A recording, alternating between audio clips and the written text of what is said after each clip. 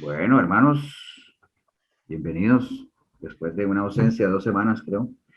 Hoy es 9 de agosto, este es el primer discipulado de agosto, así es que vamos a retomar de pronto unos minutitos para hacer un resumen muy rápido de lo que hemos estado viendo. Terminar esa parte, hoy es la última parte, el último pedacito de ese primer bloque, ¿no? De cómo es el cristiano y ya vamos a arrancar cómo vive el cristiano. Recordarle nada más que estamos haciendo un recorrido por el Sermón del Monte, que hemos denominado el manual de vida del cristiano, sermón más completo, la enseñanza más completa que el Señor dejó. Todas son completas, todas son buenas, todas son importantes, pero esta es quizás la enseñanza que más, no solo la más larga, sino la que abarca más temas, ¿no? Así es que vamos a orar, vamos a darle gracias a Dios por vernos otra vez con algunos de ustedes. Ya nos habíamos visto antes, pero bueno.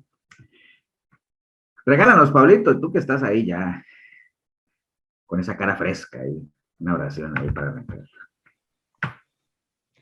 Sí, señor, con mucho gusto. Bueno, buenas noches, hermanos. Vamos a disponernos para darle gracias al Señor. Gracias, Padre, porque por tantas cosas buenas que nos das, también por las cosas que no nos das.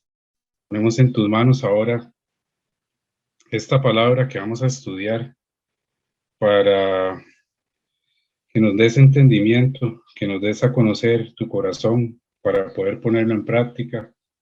Sé luz ante tanta oscuridad en este mundo. Gracias, Señor. Ponemos de antemano también todas las necesidades de los miembros de nuestra iglesia, que sean de acuerdo a tu voluntad. Y si es para tu bien, que se cumplan, pues que así sea.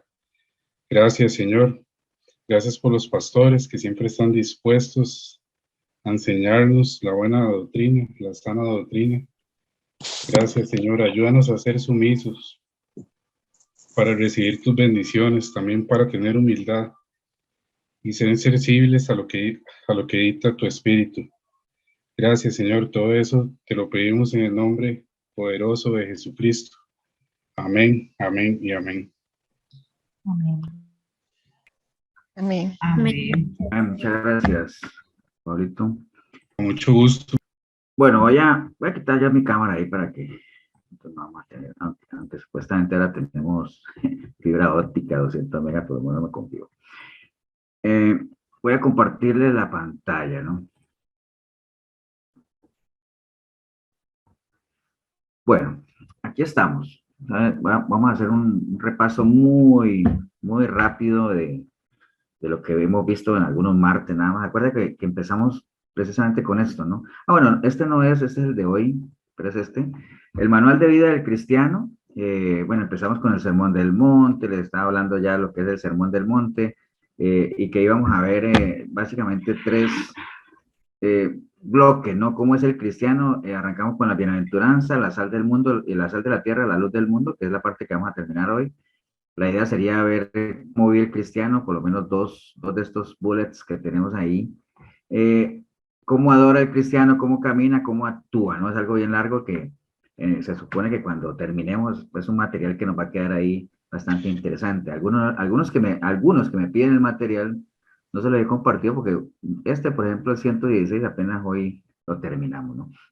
Pues hablamos en algún momento de la crisis de identidad, o sea, estamos sufriendo crisis de identidad. ¿Qué es tener una crisis de identidad? Pues básicamente es una incertidumbre de lo que uno realmente es, ¿no? O sea, cuando uno no sabe quién es, pues uno no sabe ni a dónde viene ni para dónde va, ¿no? Entonces, es clave que uno sepa o tenga por lo menos fundamento de lo que uno es, ¿no? Porque sabiendo de lo que uno es, pues uno sabe lo que uno debe o no debería hacer en línea a la naturaleza de lo que uno es, ¿no? Entonces, bueno, hablamos de eso. La identidad viene obviamente de que Dios nos creó a su imagen, su semejanza, con un propósito, con un destino. Todo ese era el plan perfecto de Dios. Al final, obviamente, ustedes saben que el plan de Dios se vio truncado por medio de la desobediencia del ser humano y a raíz de eso fue necesario que se armara un plan de salvación, que viniera Jesucristo a rescatarnos, todo lo que ustedes ya conocen, ¿no? Entonces, somos tan cristianos, obviamente, como pensamientos de Cristo tengamos, por eso es importante conocer al Señor y por eso es que nos dice que escudriñemos las Escrituras. La palabra nos muestra en muchos pasajes qué es lo que nosotros deberíamos ser. Esto que estamos estudiando del Sermón del Monte es una de ellas, pero en Juan 17 también nos hablaba de algunas características de lo que es un verdadero cristiano. Tiene que conocer a su Dios, tiene que guardar su palabra, glorificarlo, gozarse en todo tiempo, guardarse del mal, es unido con sus hermanos y se distingue por su amor, ¿no? ¿Cómo ser cristiano? Bueno, ahí están las bienaventuranzas. Estuvimos viendo que, por un lado, el Señor, bueno, obviamente este sermón que el Señor dio fue, como diría uno popularmente, armó mucha roncha o levantó mucha roncha, ¿no? Porque la gente tenía una expectativa de su Mesías, de que venía con otra actitud, otra posición, digamos, de venir a libraros del yugo de los romanos, mano fuerte, espada y todo eso, y él vino más bien con un discurso como este, diciendo que van viendo los desvalidos son los que realmente son los que tienen poder, ¿no? O sea, no los poderosos. Acuérdense que las matemáticas de Dios son al revés, ¿no? Entonces comenzó a hablar de los pobres de espíritu, ya vimos lo que es ser un pobre en lo natural y lo hicimos la analogía en lo espiritual, cuando uno realmente reconoce su dependencia del Señor y sabe que está anímico espiritualmente y en la medida en que uno esté con esa necesidad, pues uno va a buscar suplirla y como es espiritual, pues la va a buscar suplir con cosas espirituales porque lo espiritual con lo espiritual y lo natural con lo natural, ¿no? Bueno, hablamos obviamente de, ¿qué más hablamos? Algunos ejemplos de pobreza espiritual. Vimos gente como Moisés, Gedeón, gente que siendo grandes siervos al final, ellos por ejemplo, el caso de Moisés no se movía si realmente no iba a la presencia del Señor con él. Gedeón también reconociendo que si no era por el poder del Señor, él no podía hacer nada. Pedro mismo, cuando le dijo al Señor, apártate que soy un pecador, el mismo Pablo siendo lo que era, él decía, se presentó en Corinto con debilidad y mucho temor y temblor, siendo Pablo lo que él era, ¿no? Jesucristo mismo, siendo 100% Dios, también no dudó en despojarse de su naturaleza divina y se rebajó tomando una semejanza igual a la de hombre, ¿no? Y bueno, que para ser pobres de espíritu hay que ser desprendidos, descargados, no aferrarnos a cosas viejas como los fariseos, que esa fue una de las razones por las cuales ellos no pudieron disfrutar de la visitación que tuvieron ni poder reconocer al Señor como su Mesías, ni mucho menos hasta el sol de hoy, muchos judíos, pues lo mismo, ¿no? Aferrados a las cosas viejas, ¿no? A las tradiciones. Entonces, por eso el Señor nos recomienda en Romanos 12:2, no se conformen a esas cosas, transfórmense, renueven su entendimiento, que ya ustedes han escuchado muchas veces, ¿no? Desesperados por obtener siempre más, o sea, ahora cuando ustedes dirán, pastor, esto me confunde porque usted se nos dice que uno no debería estar anhelando más de la cuenta. No, recuerden que eso es con codicia, ¿no? Pero en las cosas del Señor y espiritualmente uno siempre debe saber que en Cristo siempre hay más y el Señor siempre lo ha dejado explícito, ¿no? O sea, esfuérzate, le decía José, y sé valiente, haz más, siempre camina la milla esta, si alguien te pide la capa, dale también, no me acuerdo cuál, la túnica, y si te piden una milla, camina dos, y siempre la esta de dar un poco más, ¿no? Mostrar esa hambre espiritual, importante, ser como niños en la medida en que como niños siempre vamos a tener esa disposición a aprender, a recibir el consejo, a saber que nuestra seguridad está en el Padre, como los niños, que ellos se refugian en los regazos siempre de los padres, ¿no? Entonces, en esa línea deberíamos nosotros ser como niños en nuestra relación con el Señor.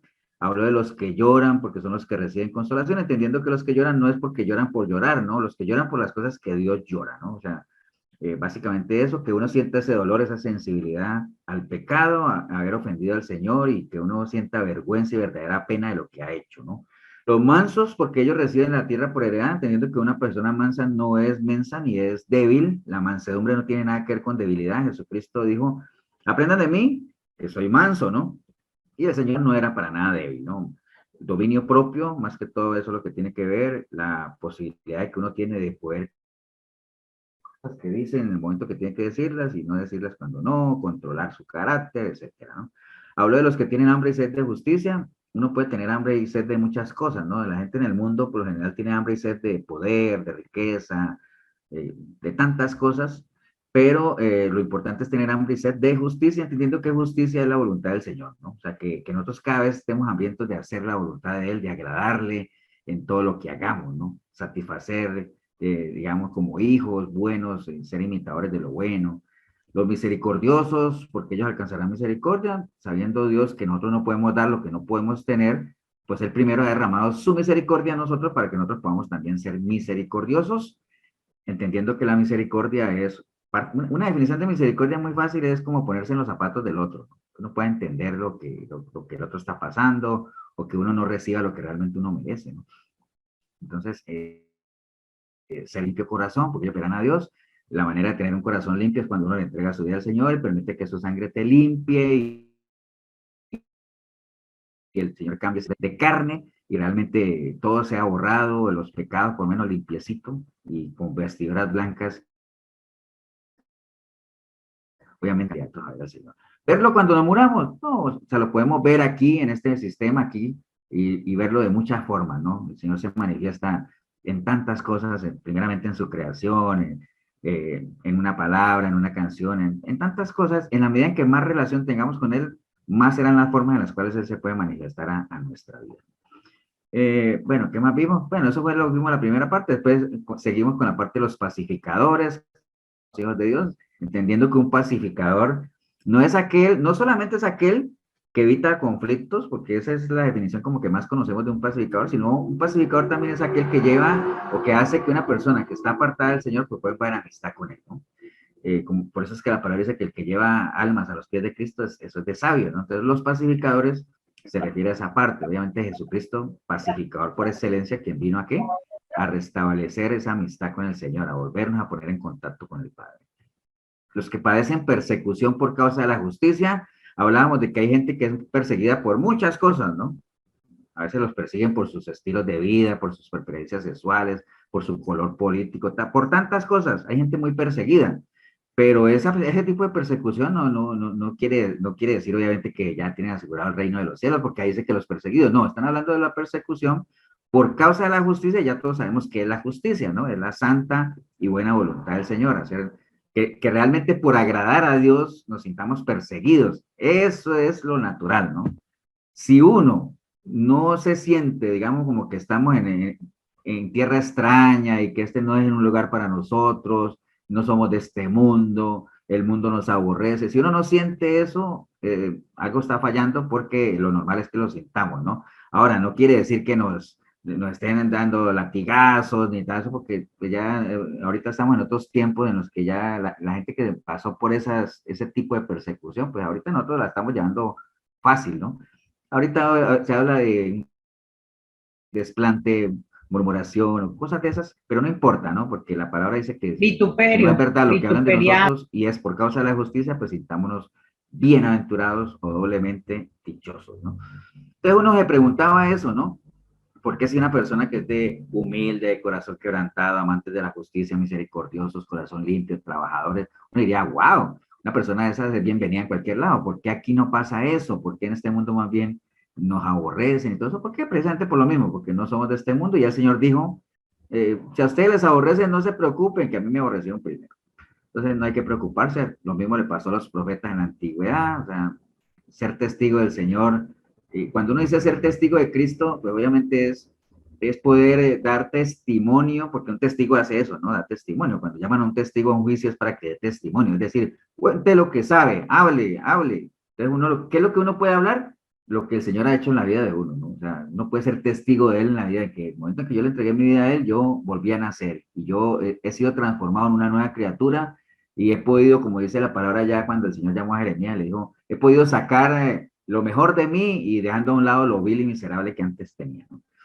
Eso obviamente porque dice la palabra que uno no debe avergonzarse del Evangelio porque es poder de Dios para salvación de todo aquel que cree en él, ¿no?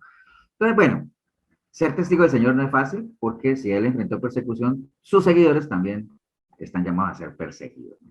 Obviamente, otro nivel de persecución, ¿no? Es una persecución más ideológica, ¿no? No es tan física como la otra. Después hablamos de la sal de la tierra, qué significa ser la sal de la tierra. Vimos dos enfoques, el espiritual y como es la parte espiritual, la importancia que le dan a la sal para sellar pactos, cómo se utiliza algo insignificante o algo natural como la sal para que sellara diferentes pactos, ¿no? Entonces vimos la analogía de que ya en el Nuevo Testamento el Señor también nos usa a nosotros porque vino nuestro Señor Jesucristo a sellar un nuevo pacto por medio de su sangre, pero entramos nosotros también a participar ahí y ser parte activa de ese nuevo pacto en la medida en que nosotros lo hacemos extensivo a otra gente, ¿no? Para que otra gente también pueda disfrutar de ese sacrificio, o por lo menos los beneficios del sacrificio que el Señor vino a hacer acá en la tierra.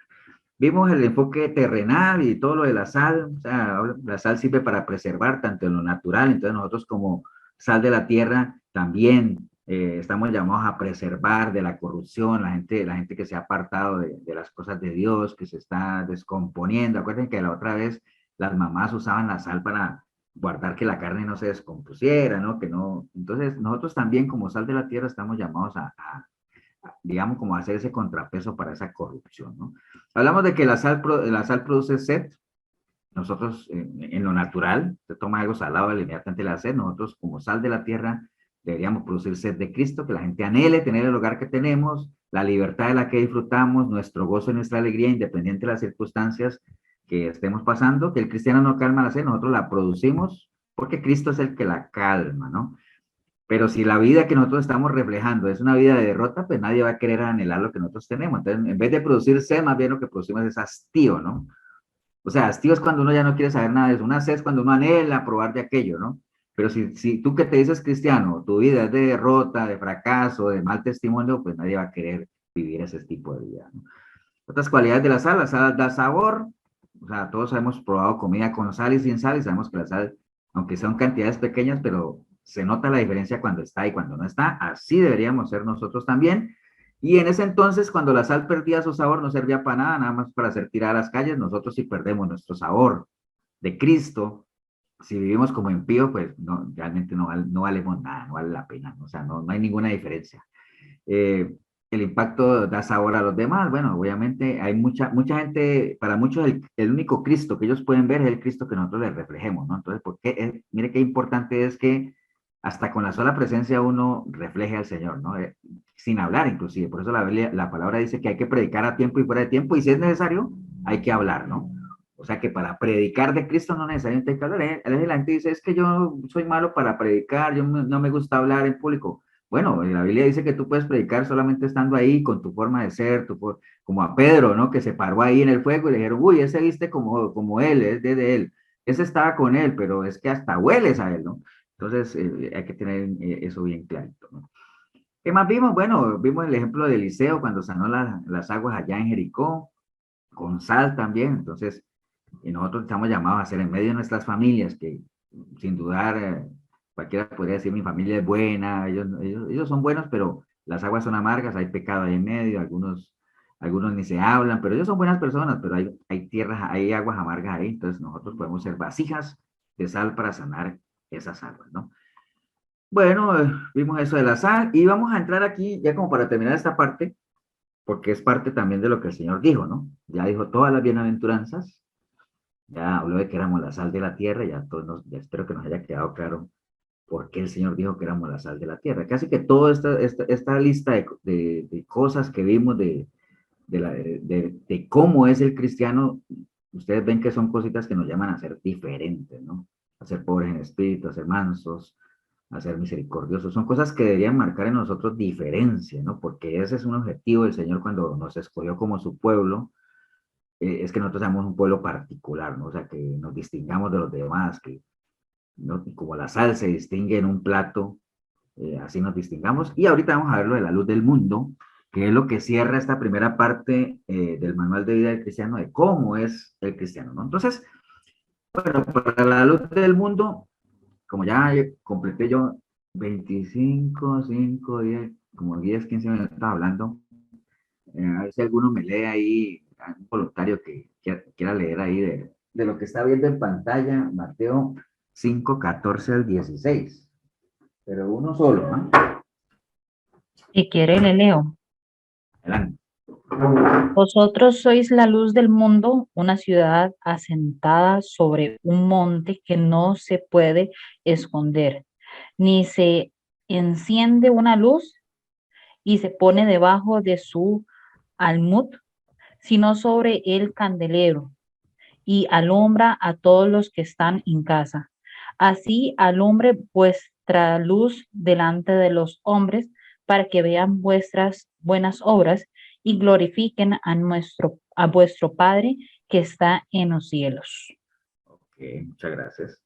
Bueno, esto que acabo de dejar, o sea, y lo han leído, ¿no? Porque el Sermón del Monte creo que es de las primeras cosas que uno lee cuando llega al cristianismo. ¿no? Si es que uno hace lo que le recomiendan, ¿no? Empiece leyendo los evangelios para que conozca la persona de Cristo y cuando uno empieza a leer los evangelios, pues obviamente la bienaventuranza es algo que siempre a uno le dice en el Sermón del Monte, ¿no? Entonces, que somos la luz del mundo, eso es una declaración que todos conocemos, y digo ¿por qué una declaración? Porque fue una declaración que el Señor dio, ¿no? O sea, todo el Sermón del Monte es una declaración del Señor. Lo que pasa es que a veces uno eso de las declaraciones y la gente hay palabras que a veces se satanizan, ¿no? Y hablo de eso de satanizar por usar un término o que digamos como que se le pone una cruz, ¿no? Creo que me entiendan. Como el Padre Nuestro, ¿no? El Padre Nuestro es una oración que a veces muchos cristianos no sé, alguien dice el Padre Nuestro y todo el mundo dice, uy, ¿me entienden? No, el Padre Nuestro es una oración bíblica, ¿no? Está ahí. Entonces, todo el Sermón del Monte es una declaración, porque ¿qué es una declaración? Cuando uno va y dice algo o por lo menos expresa algo, ¿no? Entonces, es una declaración que todos conocemos, yo creo, que sí, somos la luz del mundo. Ah, sí, claro, el Señor lo dijo, que nosotros somos la luz del mundo. Pero bueno, nos hemos puesto a detallar exactamente qué implica eso, por ejemplo, cómo hemos llegado nosotros a ser la luz del mundo, de qué manera nosotros escondemos esa luz, porque habla ahí de que sí, somos la luz del mundo, pero bueno, una luz no se puede esconder, dice ahí, ¿no? Sino que más bien tiene que alumbrar y todo ese asunto. Entonces, ahí surgen una serie de preguntas que nos vamos a hacer, y es esta primera, ¿no? ¿Cómo hemos llegado a ser nosotros luz? O sea, empecemos a opinar un poquito ahí para que vayamos entre todos construyendo, digamos, todo lo que vamos a estar viendo ahorita. Esa es la primera pregunta, ¿no? ¿Cómo hemos llegado nosotros a ser luz?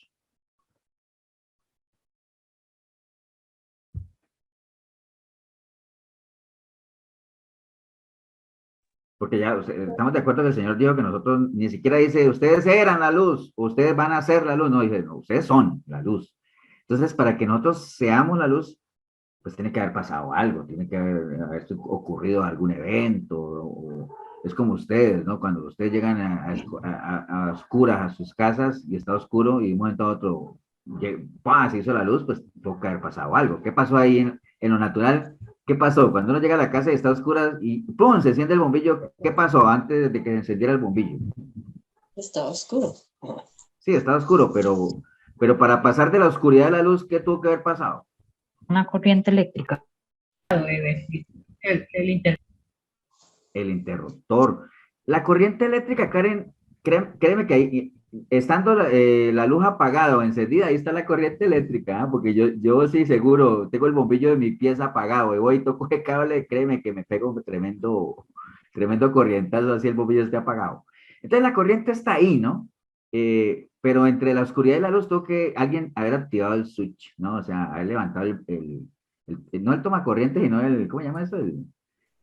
¿Cómo dice en español? El switch. El apagador. El El apagador. Es que esto de hablar varios idiomas a veces, créeme, es complicado. Entonces, tuvo alguien que haber activado el apagador, ¿no? Para poder que viniera la luz. Entonces, aquí lo mismo. El Señor dice, ustedes son la luz. Algo pasó. ¿Qué pasó? Pastor, Sí. es cuando nacemos de nuevo, cuando nos arrepentimos y nacemos de nuevo. Ok. Muy bien, Gemita, cuando nacemos de nuevo. La respuesta es muy fácil. A veces no entiendo por qué se lo piensan tanto. Somos la luz. Entonces, y para hacer, lo mismo hablamos del ejemplo ahorita, ¿no? Para que llegara la luz, antes era oscuridad. Entonces, si nosotros ahora somos la luz, es porque antes éramos ¿qué? Si el Señor dice, ustedes ahora son la luz, es porque antes no éramos luz. Y si no éramos luz, pues éramos oscuridad. Entonces, era porque estábamos en nuestros delitos, en nuestros pecados. Entonces, lo primero, ¿cómo llegamos a ser la luz? Porque dice, vosotros sois la luz del mundo, ¿no? Entonces, hay algunas sectas, como los gnósticos o el gnosticismo, ellos dicen que a medida que uno va alcanzando cierto nivel de conocimiento, uno va alcanzando la luz. Ahora, ¿cómo se llama eso? El que sepa ver, ¿cómo se llama eso cuando uno va alcanzando, a medida que avanza, va alcanzando cierto nivel de conocimiento? Uno, a medida que uno, a todos nos ha pasado, ¿ah? De seguro que todos los que estamos aquí, los que veo por lo menos por encima, Gema, Ever Molina, no, ese soy yo, Milena, Luis y Rosaura, Pablito, Marcos, Paola, Karen, Cecilia, Elizabeth, que está por allá, Paola, por ahí yo oí también a Cindy. Todos, de seguro que ahora sabemos más de lo que sabíamos cuando recién le entregamos nuestra vida al Señor, ¿cierto que sí o no? Ahora no me voy a decir que ya no pasó, yo sé menos. porque ahí sí me echa a perder el ejemplo. Todos sabemos a más, de seguro, ¿cierto? Y a medida que escudriñamos, que estudiamos, vamos aprendiendo más todavía, ¿no? ¿Cómo se llama eso? Eso tiene un nombre así medio de, no escatología, no, de, ¿cómo se llama cuando uno estudia la Biblia? De teología.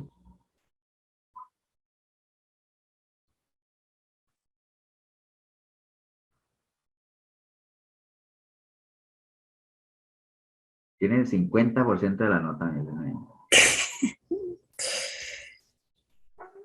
O sea, Crecimiento de la fe. ¿cómo se llama cuando uno lee la palabra y uno entiende lo que ahí está escrito, ¿no? O sea, si yo me siento a leer la palabra y escudriño un pasaje y yo entiendo, yo digo, wow. Sabiduría. Relación. ¿Recibí qué? ¿Qué recibí? Sabiduría. Sabiduría por un lado, pero la palabra... Conocimiento. Conocimiento. Revelación. Eso es. Progresiva. Revelación. Entonces, cuando uno ¿por qué sabemos ahora más que antes? Porque a medida que hemos ido avanzando, que hemos ido escudriñando, hemos ido recibiendo más revelación, porque acuérdense que se hace realidad aquello que está escrito de que el Espíritu Santo va a tomar lo que está ahí escrito y nos lo va a hacer saber, ¿cierto? Entonces, hay cosas que uno no entiende, entonces por eso el Señor les decía a los discípulos, esto que les estoy diciendo, ustedes no lo van a entender ahora, pero más adelante lo van a entender, ¿entiendes? Más adelante lo van a entender, no se preocupen. Entonces, porque a medida que vayan avanzando, van a ir recibiendo revelación. Y entonces eso, a medida que avanza, como va creciendo, se llama una revelación progresiva, o sea, que a medida que yo voy avanzando, voy creciendo más. Por eso es que dice que la vida del cristiano es como la aurora, que a medida que avanza, se va haciendo más clara hasta agarrar la perfección, ¿cierto? Entonces es una revelación progresiva. Ok, entonces algunos grupos como los gnósticos dicen que no, que sí, que uno va alcanzando la luz a medida que va avanzando, que a medida que va adquiriendo conocimiento, uno va alcanzando la luz, pero no es lo que el Señor está diciendo ahí, ¿no? Él nos dice, vean, ustedes ahorita son lucecita. Qué feo soy yo, ¿no? Ustedes son una lucecita, espere que vayan avanzando, van a ser una luz media y más adelante van a ser una lucesota, ¿no? No, él dice, ustedes son la luz, o sea, de una, o sea, no es que a medida que vayan avanzando, no, son la luz. Los que sepan mucho, aquí no se trata del que sepa mucho, el que sepa más, todos somos luz, ¿me entiende?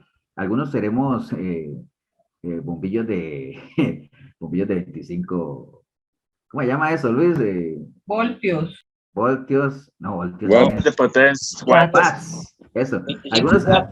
Algunos serán bombillos de 25, otros de 50, otros de 100, otros serán bombillos de esos, ¿cómo se llama? Los que ahorran energía. ¿Me entienden? Algunos alumbrarán más que otros, pero todos los bombillos alumbran, como sea, ¿no? Usted puede prender un bombillito de 5 watts en una oscuridad y eso alumbra.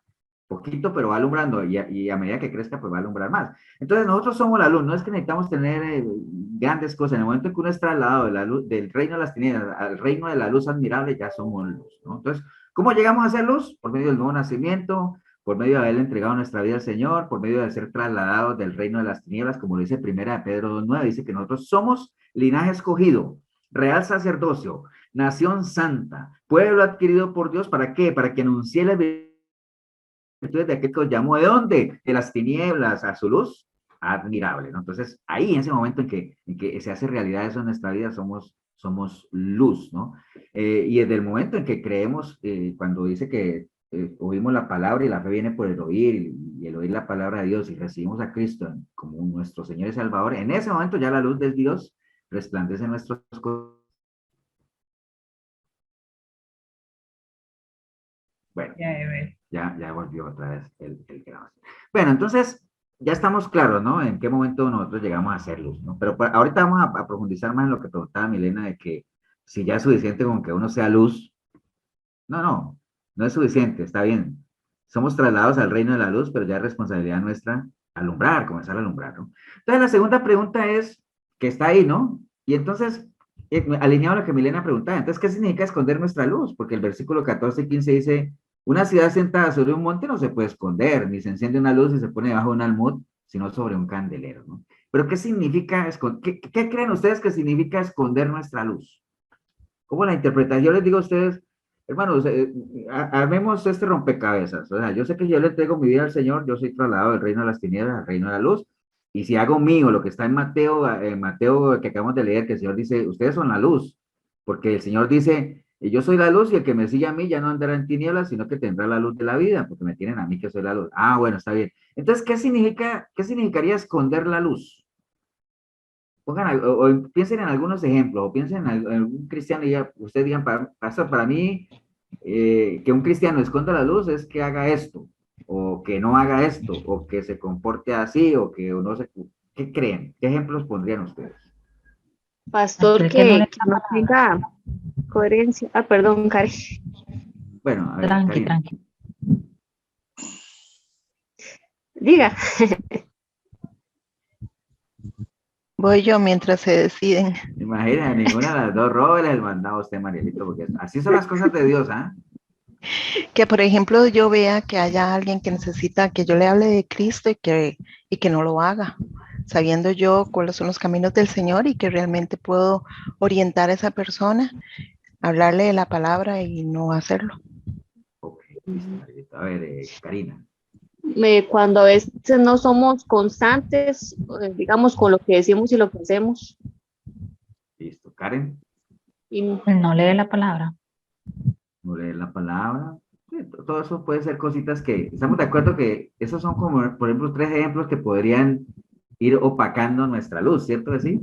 Ok, pero bueno, vamos a ver qué dice aquí. Entonces, esta era la segunda. ¿Qué significa esconder la luz? Bueno, entonces, hay varias respuestas para esa pregunta. Una de ellas, por ejemplo, significaría vivir un cristianismo solamente en la iglesia. Eso puede ser, ¿no? O sea, la gente que es cristiana solamente cuando va al culto, salen de la iglesia y nadie sabe que son cristianos, solo los domingos. Y era lo que les decía ahí. O sea, que la luz solamente brilla entre cristianos, ¿no? O sea, ponen a brillar su luz ahí en la iglesia nada más y cuando salen no son lo que uno dice, es que yo anhelo que ustedes sean luz allá, en medio de las tinieblas, que allá es donde debe ser, ¿no? Pero no, esa sería una manera de ocultar la luz, ¿no? Que brille solamente ahí en la iglesia los domingos, que ahí sea los domingos que uno abre una Biblia, escudriña la palabra, nada más, y entre semana nada, nadie sabe que somos cristianos, es un cristianismo que solo se vive ahí los domingos, ¿no? Como alguna vez, yo recuerdo, no sé si Melena se acuerda, eh, había una gente yo veía un señor que llegaba a la iglesia, ya no está, ¿no? Para que no vayan a poder echar números. Eh, yo lo veía en el culto con su corbata y todo, ¿cierto? Y decía, wow, qué bueno ese hermano, que por lo menos viene bien elegante a la iglesia. No quiere decir, pues, que si uno no va con corbata no está bien, sino que por lo menos llaman la atención. Pero resulta que un domingo lo caché, porque muy bien allá, y afuera de la iglesia se está poniendo su traje de cristiano, ¿no? Allá afuera del local, poniéndose la corbata y poniéndose todo eso, y yo decía, pero, ¿qué es eso? ¿Y por qué le da pena? O sea, ¿me entendés? Entonces se ponía un traje de cristiano, entre comillas, para entrar al culto, y después de que salía se volvía a quitar todo, ¿no? Entonces, eso no está bien, ¿no? Eso no está bien. Realmente no hay que brillar solo en la iglesia, sino fuera también. Entonces, una respuesta Perdón, podría ser esa. ¿me Sí. escucha, pastor? Sí. Cuando fuera de la iglesia se confunden con los incrédulos. No hay, digamos, una diferencia del cristiano. Correcto. Sí, que es un cristianismo nada más cuando están ahí en la iglesia, dicen, ay, mira qué cristiano es, alaban, hablan, está bonito y todo eso, pero cuando salen ya de la iglesia, ¿se acuerdan ese ejemplo que siempre ponían que era una esposa de un pastor que estaba ahí en primera fila y el pastor predicaba muy bonito y todo, y que la señora decía, ay, ¿cómo anhelaría yo tener un esposo así? Y el pastor predicando y la señora decía, ay, Yo también. yo le pido al Señor un esposo así y así, ¿no? Y entonces la señora que está al lado le dice, oiga, pero si ese señor que está predicando es su esposo. Le dice, sí, pero yo quisiera tener un esposo así como él predica, porque en la casa usted viera que nada que ver.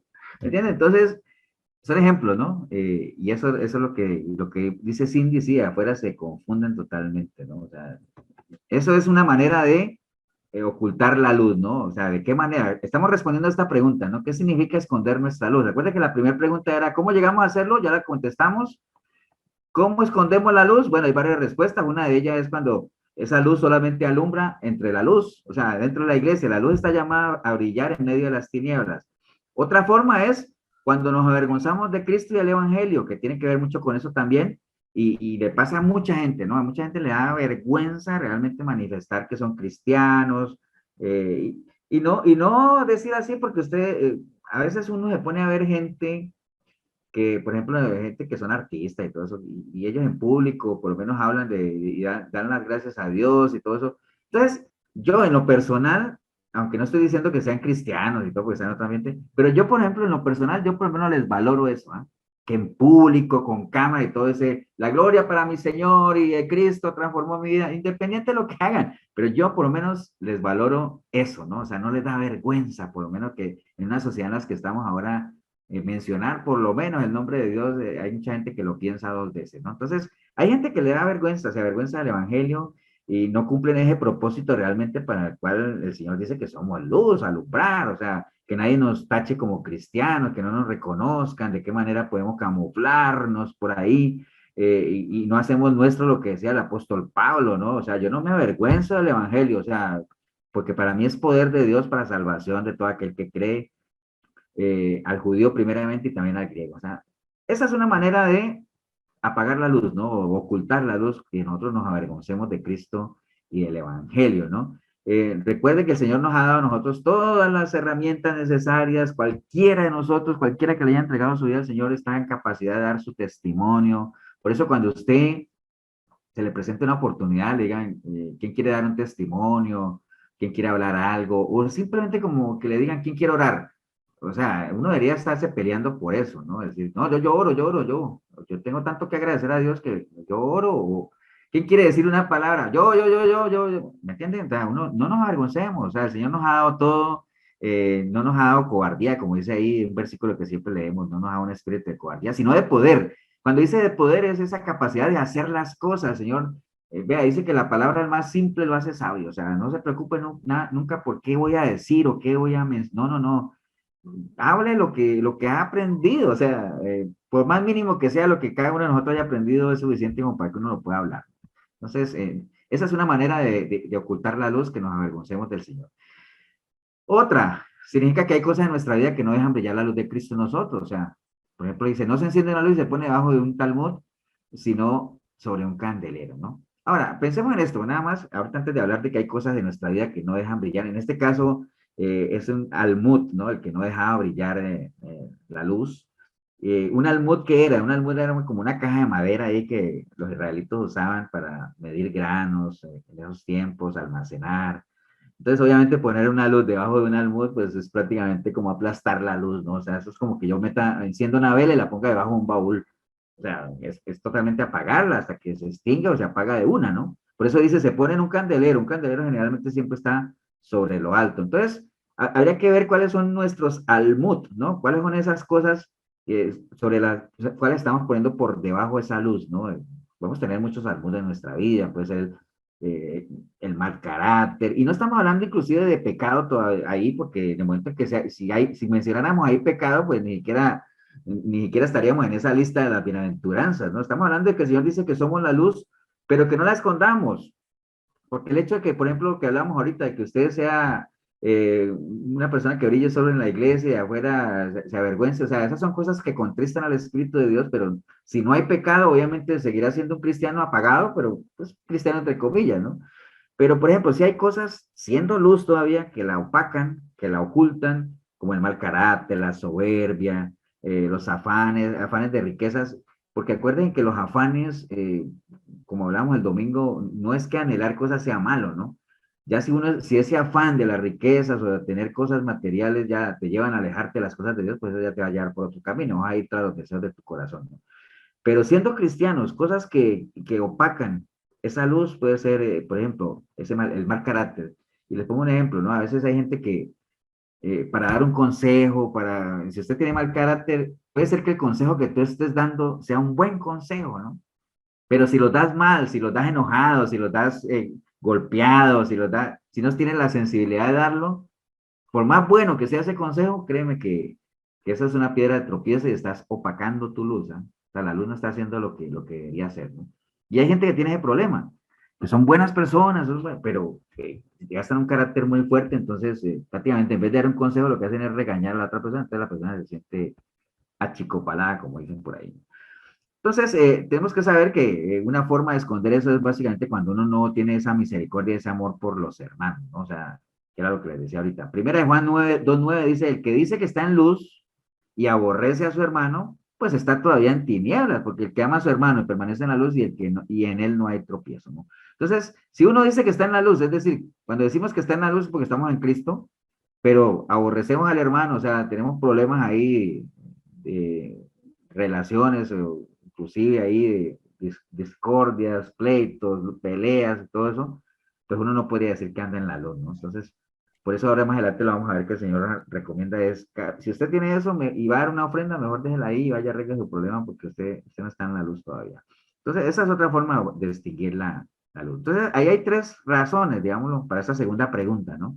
¿Qué significa esconder la luz? Ya lo vimos, ¿no? Ser luz solamente en la iglesia, avergonzarnos de Cristo y del Evangelio, y que hayan cosas como esos almud que están aplastando, ¿no? Nuestro carácter, algunas cosas sobre las cuales hay que trabajar todavía y cuidémonos de que no estén opacando la luz, ¿no? Después viene una Pequeñas zorras. pequeñas zorras, sí, puede ser, pequeñas zorras. Después viene una tercera pregunta que dice, ¿y a dónde debe brillar entonces primeramente nuestra luz? Respuesta es, vea, en Colombia, en Colombia había un programa que se llamaba, y me acordé el domingo que estaba en la radio con eso de las preguntas y todo eso. En Colombia había un programa que se llamaba Yo sé quién sabe lo que usted no sabe. Entonces era un señor que estaba en cabina central y decía, desde allá, desde Cartago, nos pregunta el hermano Marco López, ¿qué es bueno para matar a las hormigas? No, la respuesta la tiene allá ¿qué barrio? A ver, digo, la respuesta la tiene allá en San Marcos de Terrazú, la ingeniera agrónoma Karina Navarro. Entonces ella le contestaba. Entonces, como el señor lo que se encargaba era de buscar a ver quién sabe lo que usted no sabe, ¿cierto que sí? ¿Por qué dije eso? No tiene nada que ver, pero lo quería decir. No, no, lo que pasa es que decía la pregunta aquí, ¿a dónde debe brillar entonces primeramente nuestra luz? Por ejemplo, Flori, ¿tú qué crees? Ahí, si estás ahí, Flori. Sabe que ahorita eso de que están lo de las clases virtuales, dicen que las clases virtuales o todo esto se parecen a las sesiones de espiritismo, ¿no? Ya, Flori, si estás ahí, háblame.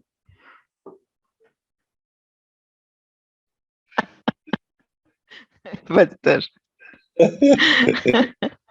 ¿Quiere que le hable? Manifiéstate. Manifiéstate, Flori. Por ejemplo, esa pregunta, ¿dónde debería brillar primeramente nuestra luz? ¿Dónde se te ocurre? ¿Cuándo invocar? ¿Cómo? ¿A dónde debería brillar? Si el Señor dice que nosotros somos luz, ¿esa luz dónde debería brillar primero? La respuesta es muy fácil. En la casa de uno, en la Eso, familia. Flori. Así es. Bueno, de hecho, sí sabe que ahí está, ahí dicen que no se enciende una luz y se pone a un almuerzo, sino sobre un candelero. ¿Para qué? Para que alumbre a todos los que están en la casa, ¿no? O sea, ustedes han visto ese dicho que dice candil en la calle y oscuridad en la casa, ¿no? O hay otro que dice que casa de herrero, cuchillo de palo. Pero como estamos hablando de luz, usemos el candil en la calle y oscuridad en la casa, ¿no? ¿Eso qué se dice? Cuando una persona en la calle es amable, dispuesta a ayudar, misericordioso, pero resulta que en la casa es un ogro, ¿no? Tremendo. Y que se da, uno diría, pastor, pero eso es afuera, en lo mundano. No, hombre, se da mucho en familias cristianas, tremendamente. ¿Ah?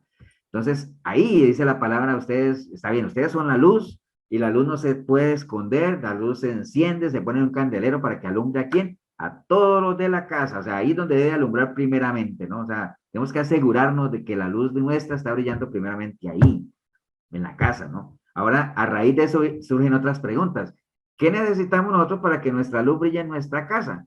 Bueno, primero obviamente ser luz, que ya fue el primer paso que vimos allá, ¿no? Yo no puedo ir a alumbrar en mi casa si yo no estoy en las tinieblas todavía. Entonces, ¿qué necesitamos para que nuestra luz brille en nuestra casa? Bueno, varias cosas. Primero, primera de Timoteo 1:5 dice, pues el propósito de este mandamiento es el amor nacido de corazón limpio y de buena conciencia y de fe no fingida. De lo primero que necesitamos en nuestras casas es una fe no fingida. Viera que si hay algo que más daño hacen digamos, en las familias cristianas es cuando hay fe fingida. O sea, la fe debe ser no fingida. ¿Y qué es una fe fingida? Pues bueno, su nombre lo dice, ¿no? Que aparentan una cosa y entonces la gente dice, no, mire, eso es ser cristiano. Y no solamente en la casa, en el trabajo, en otro lado, que digan, qué raro, se dice que es cristiano, pero nada que ver con lo que yo creí que debería ser un cristiano, ¿no? ¿Me entiendes? Primera de Pedro 1:22, habiendo purificado vuestras almas por la obediencia y la verdad mediante el Espíritu para el amor fraternal, no fingido, amados unos a otros entrañablemente, de corazón puro, ¿ah? Que sea algo bien puro el asunto, ¿no? Entonces, hay que amar a nuestras familias con un amor no fingido. ¿Qué quiere decir eso? Bueno, en algunos hogares donde haya Hipocresía. ancianos, gente de tercera edad y todo eso, pues ya que no, que se les dé la atención que debe ser, que los cuiden, que realmente tengan paciencia, que si es que se dice que son personas de fe, ¿no? Porque pues obviamente si no, si son personas del mundo, pues uno hay que esperar lo peor, ¿no? Pero hay gente cristianita, cristiana, o que se dice que son cristianos y dicen que no tienen paciencia con los adultos mayores y ay, menos siendo los papás y todo eso. Primera de Timoteo 5:4 dice, pero si alguna viuda tiene hijos o nietos, aprendan estos primeros a ser piadosos para con su propia familia y a recompensar a sus padres porque esto es lo bueno y agradable delante de Dios, ¿no? Entonces, fe no fingida, o sea, que sea una fe pura, verdadera, ¿no? Eso es para alumbrar en la casa. Los esposos, déjenme ver aquí cuántos esposos veo aquí. Ya lo. Los esposos tienen que tener la disposición de cuidar a sus esposas, tratarlas con respeto y amor, ¿no?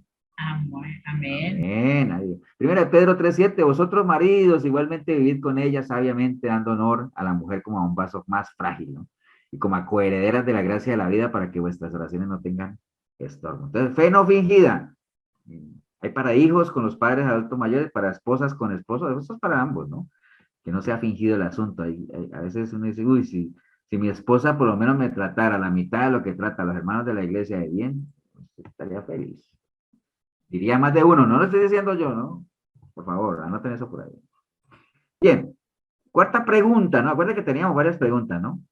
Primera era cómo llegamos a hacer luz, la segunda es cómo esconde uno la luz y cómo hago yo para que la luz alumbre. Viene otra pregunta aquí que dice, cuarta pregunta, ¿qué tenemos que hacer para que nuestra luz brille delante de todos los hombres y que glorifiquen a Dios por medio de nuestra vida, ¿no? Como dice Mateo 5:16, que la luz no se esconde debajo de un almud, sino que se pone en un candelero para que alumbre a todos de la casa. Dice, así alumbre vuestra luz delante de los hombres, para que vean vuestras buenas obras y glorifiquen a vuestro Padre que está en los cielos.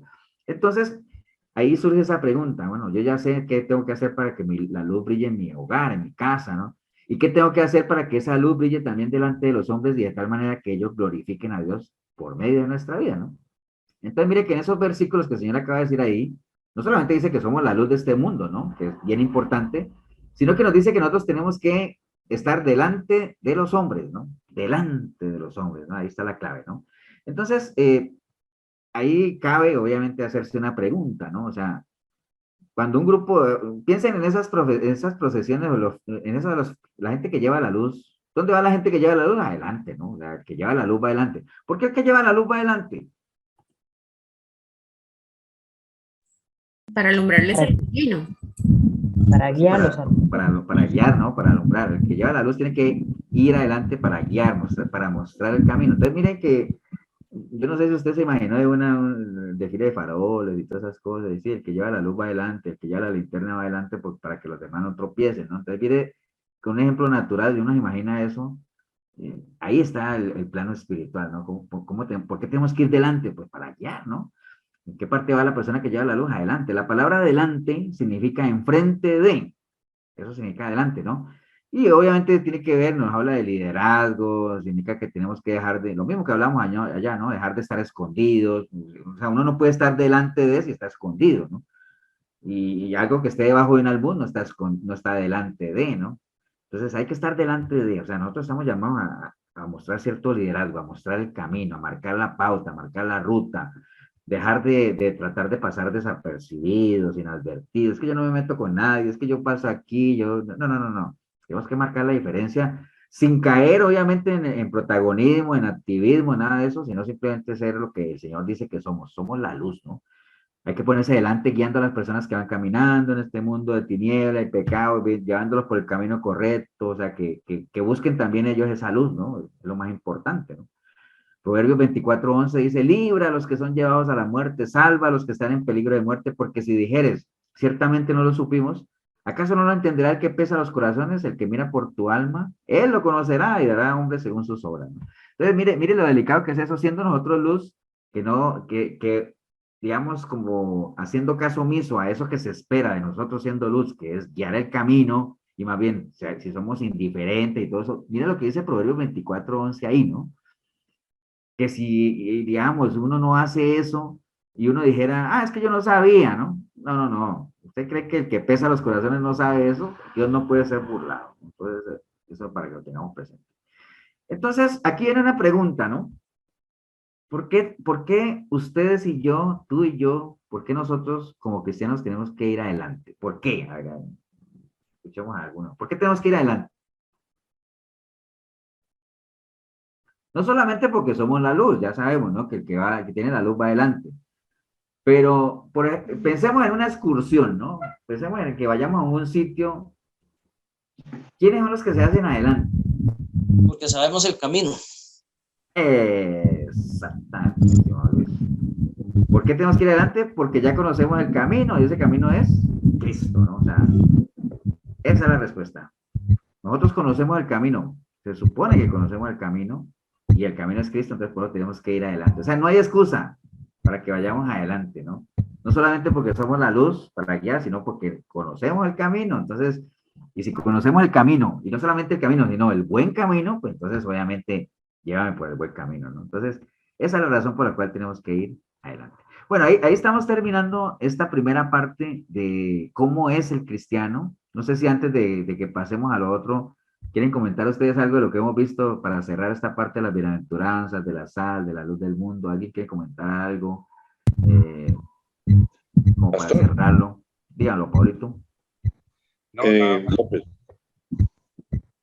Entonces debería verse en nosotros los dones de amor, gozo, paz, paciencia, todo eso debería, obviamente por default, debería estar presente en nosotros, delante de los hombres.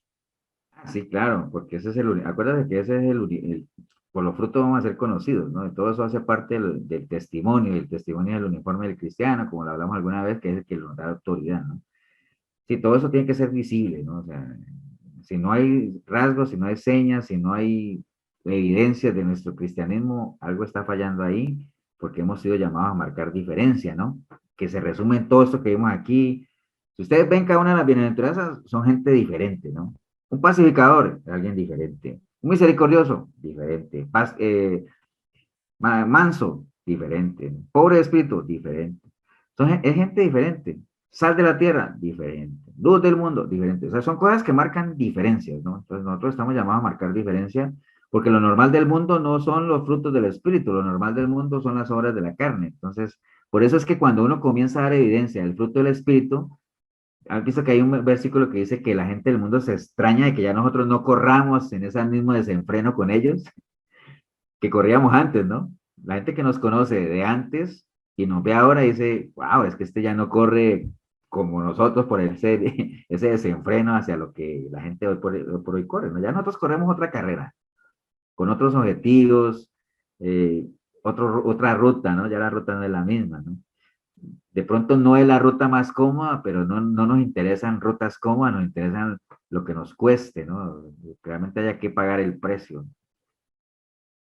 ¿Vamos? ¿Alguien más? Ok. Vamos a cambiar de switch. Cerremos este 116, guardémoslo.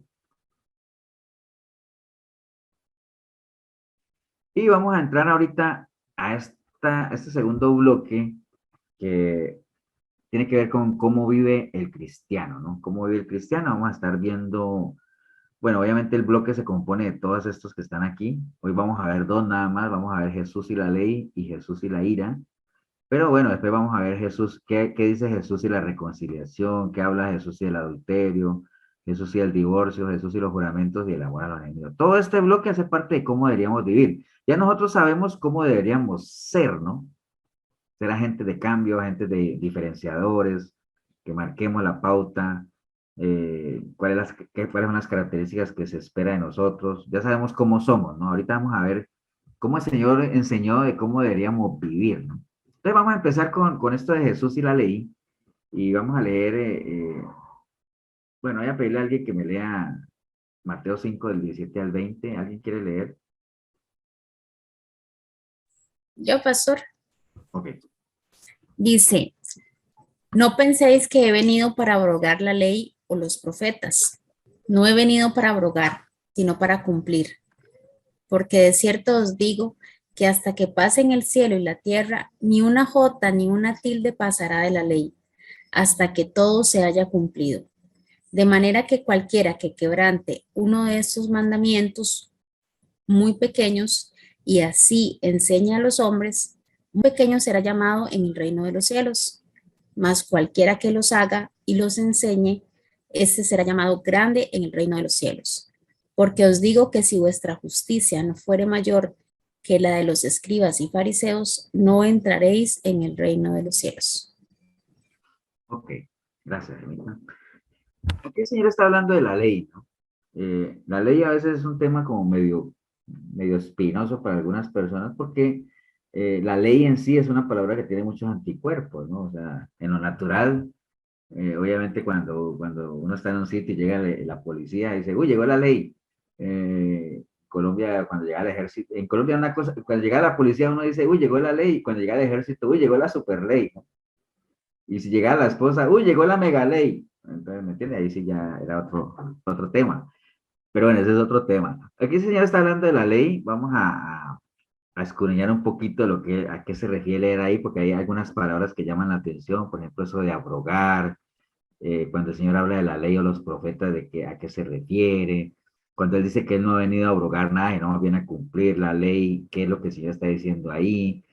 Más adelante habla de que dice que si nuestra justicia no es mayor que la de los escribas y fariseos, no vamos a entrar en el reino de los cielos. ¿A qué se refiere el Señor con eso, no? Es parte del escudriñar, ¿no? Entonces, bueno, sí, Lo que señora. pasa es que a veces nosotros cuando vimos la ley, a veces hay mucho legalismo, ¿sí me entiende? Mucho legalismo, entonces ahí es donde le vemos como ese anticuerpo. La ley es parte de la protección para el cristiano. Pero Sí, cuando estamos también. en un legalismo. También, obviamente, ¿para quién es la ley? Para el que la desobedece. Para el que la desobedece. Bueno, la ley es para todos, ¿no? Para protegernos, pero los que se preocupan más por la ley son los que generalmente la violan. Por ejemplo, es nada más para cerrar el tema, ¿no? Si a uno le dicen que van a subir, ¿se acuerda cuando subieron las multas de tránsito tremendamente? Es que van a subir las multas para los que manejan borrachos. Entonces, ¿quiénes se preocupan? Los que manejan borrachos, ¿cierto? Porque si uno no toma licor, pues que cobren 1 millón si quieren por una multa. Entonces, la ley es precisamente, tiene esos anticuerpos, pero si uno entendiera que la ley es para protección nuestra y todo eso, pues uno tendría otro concepto de la ley y no solamente, el problema no es la ley, el problema es la gente que no la cumple. Pero bueno, vamos a ver un poquito de eso. Entonces, el Señor aquí en el versículo 17, no en el 18, sino aquí en este 17, aquí prácticamente, aquí en esto que estoy marcando ahí, él habla de dos cosas que son bien importantes, habla de la ley y habla de los profetas, ¿cierto? Porque él dice, no penséis que he venido para abrogar la ley o los profetas. La ley o los profetas. ¿A qué creen ustedes que se refiere el Señor cuando habla de la ley y los profetas? Porque no sé si les ha llamado la atención que él dice, uy, está hablando de la ley y los profetas. ¿De qué se refiere? Una era la ley de Moisés, ¿no? Puede ser. Pero Moisés podría entrar ahí entre los profetas también. Porque él habla de la ley y los profetas, ¿no? No piensen que yo vine a abrogar la ley o los profetas. Usted está hablando de las dos cosas, ¿no? Que uno diría, ¿y no es lo mismo? Como Pues, decir la ley para el Antiguo Testamento, los profetas para el Nuevo, como profecías. No sé, digo. Podría ser. Bueno, vamos a avanzar. Entonces, Tal ¿de qué vez está hablando? fueron mal aplicadas las leyes en Israel en ese tiempo. No Porque tanto, es de Israel. no tanto, mi estimado Luis David. Pero bueno, vamos a ver de qué está hablando el Señor ahí de la ley y los profetas. Entonces, nada más sepamos esto, ¿qué son la ley y los profetas? Entonces, bueno, básicamente cuando el Señor habla el Señor está hablando ahí de la ley y los profetas, pues está hablando prácticamente de todo el Antiguo Testamento, ¿no? O sea, es decir, los primeros 39 libros de nuestra Biblia. Porque acuérdense que en la época del Señor todavía no existía el Nuevo Testamento, ¿no? Porque el Nuevo Testamento obviamente se empieza con la vida del Señor, el ministerio del Señor, y después en el libro de Hechos, en la resurrección, ascensión al cielo, Pentecostés, Pentecostés, el nacimiento de las iglesias primitivas y todo lo que son las cartas paulinas y todo lo demás, ¿no? Entonces, cuando él está hablando, y el Señor aquí habla de la ley y los profetas, está hablando del Antiguo Testamento, ¿no? Los primeros 39 libros de la Biblia, ¿no? Pero entonces, ¿qué diferencia hay entre lo uno y lo otro? Entonces, primero sepamos, obviamente, como les decía, que cuando el Señor estaba en su época, ya todos los libros del Antiguo Testamento estaban escritos. Ahí ya estaban, porque recuerden que Malaquías, que es el último libro del Antiguo Testamento, fue escrito por allá en el año 400 antes de Cristo, o sea, ya todo el Antiguo Testamento estaba escrito, entonces él se refiere ahí a la ley y los profetas.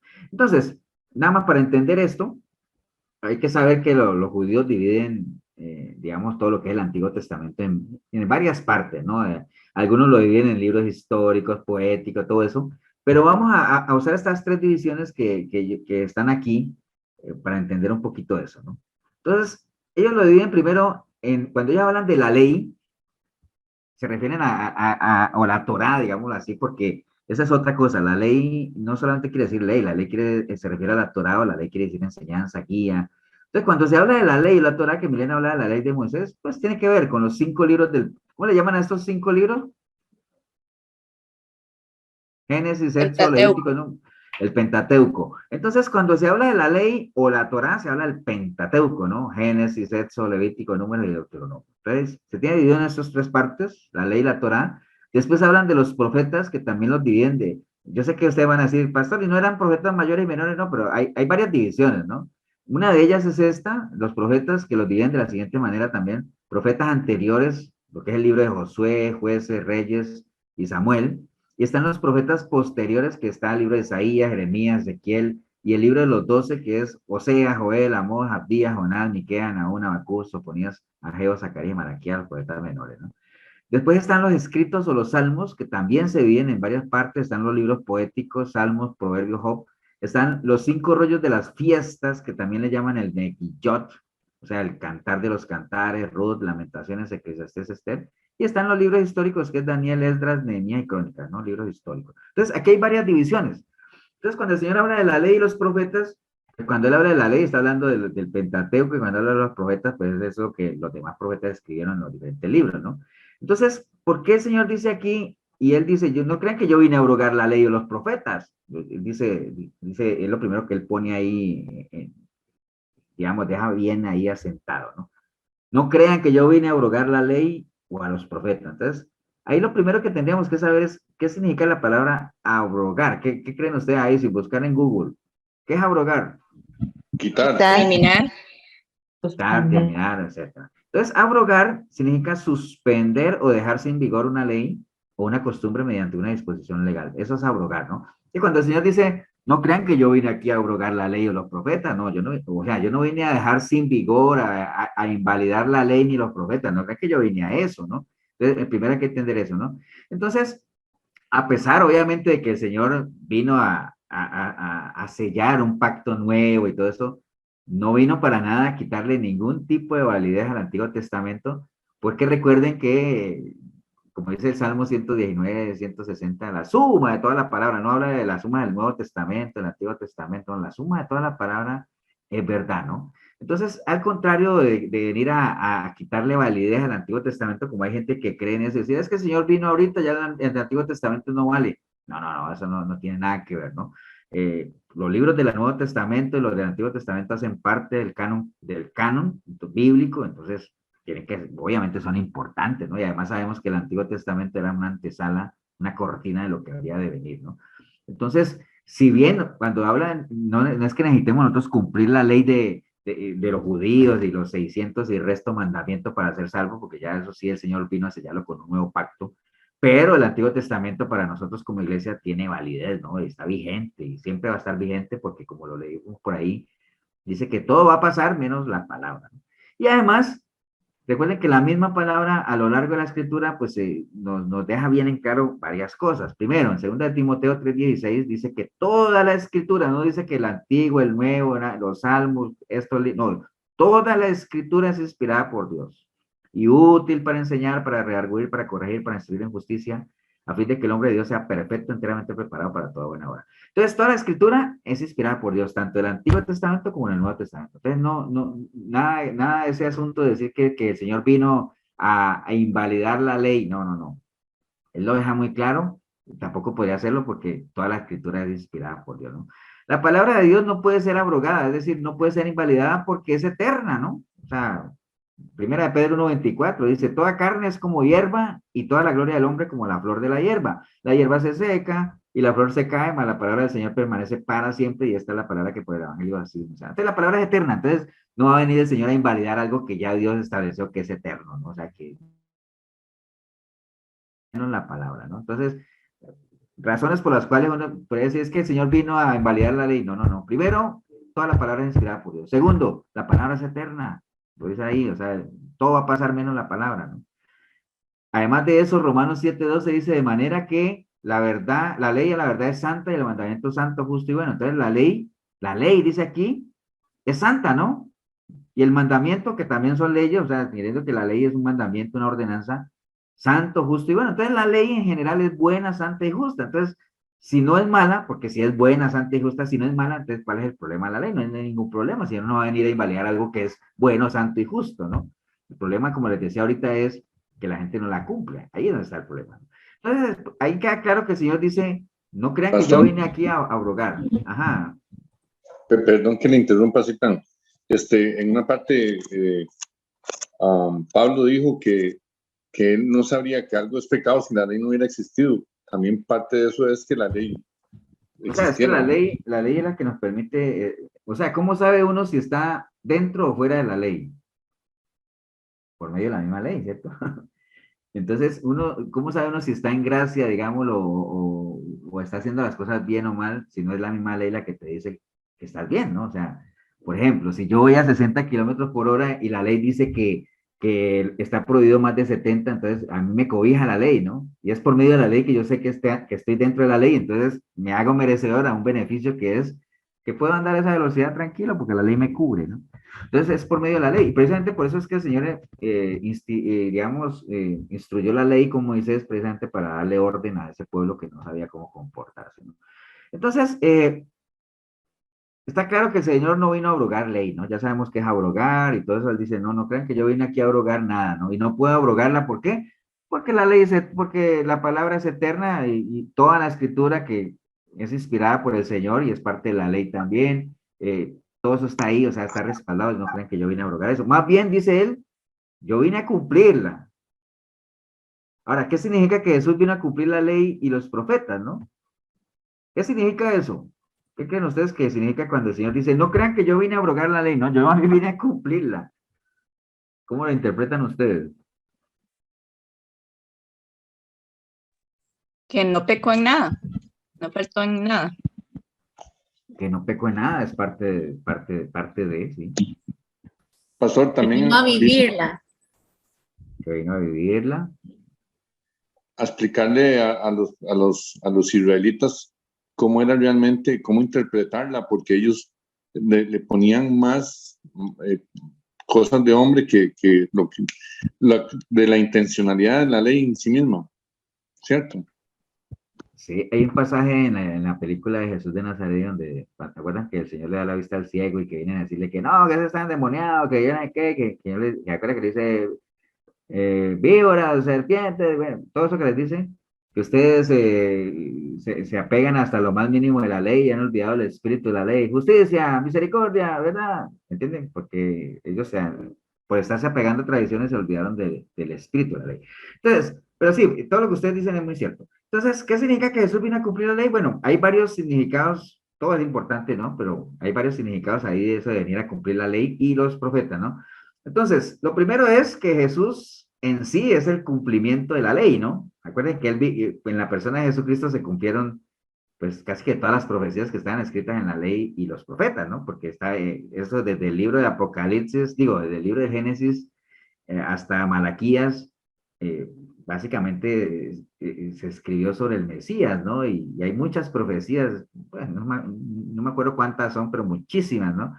Entonces, cuando el Señor dijo, yo vine a cumplirla, y dice, bueno, es que por medio de mi vida, la ley, lo que escribieron los profetas, se va a dar cumplimiento, ¿no? Lucas 24, 44, y les dijo, estas son las palabras que os hablé estando aún con vosotros, que era necesario que se cumpliese todo lo que está escrito de mí en la ley de Moisés, en los profetas y en los salmos. Mire, aquí está hablando de las tres cosas, ¿no? La ley de Moisés, ¿cuál es la ley de Moisés? Pentateuco. Levítico. No, pero digamos, nosotros vimos ahorita que yo les dije, la ley es esto y los profetas eran lo otro, ¿no? La ley que era, 5 libros. los primeros 5 libros, el Pentateuco, la ley de Moisés, el Pentateuco, la Torá, los profetas, todo eso que, lo que sigue ahí en adelante, y los salmos, obviamente, que están ahí. Entonces, en todo, la ley, si nosotros juntamos la ley de Moisés, lo que escribieron los profetas y los salmos, pues ahí está todo el Antiguo Testamento, ¿no? Entonces el Señor decía, es necesario que se cumpla en mí lo que escribieron en el Antiguo Testamento. Entonces, como quien dice, por medio de mi vida, o que yo vine, se dio cumplimiento a todo lo que está escrito, ¿no? Entonces, no crean que yo vine a invalidar la ley y los profetas, no. Yo vine fue a cumplirla, para que ustedes vean el cumplimiento de la ley en mi persona, ¿no?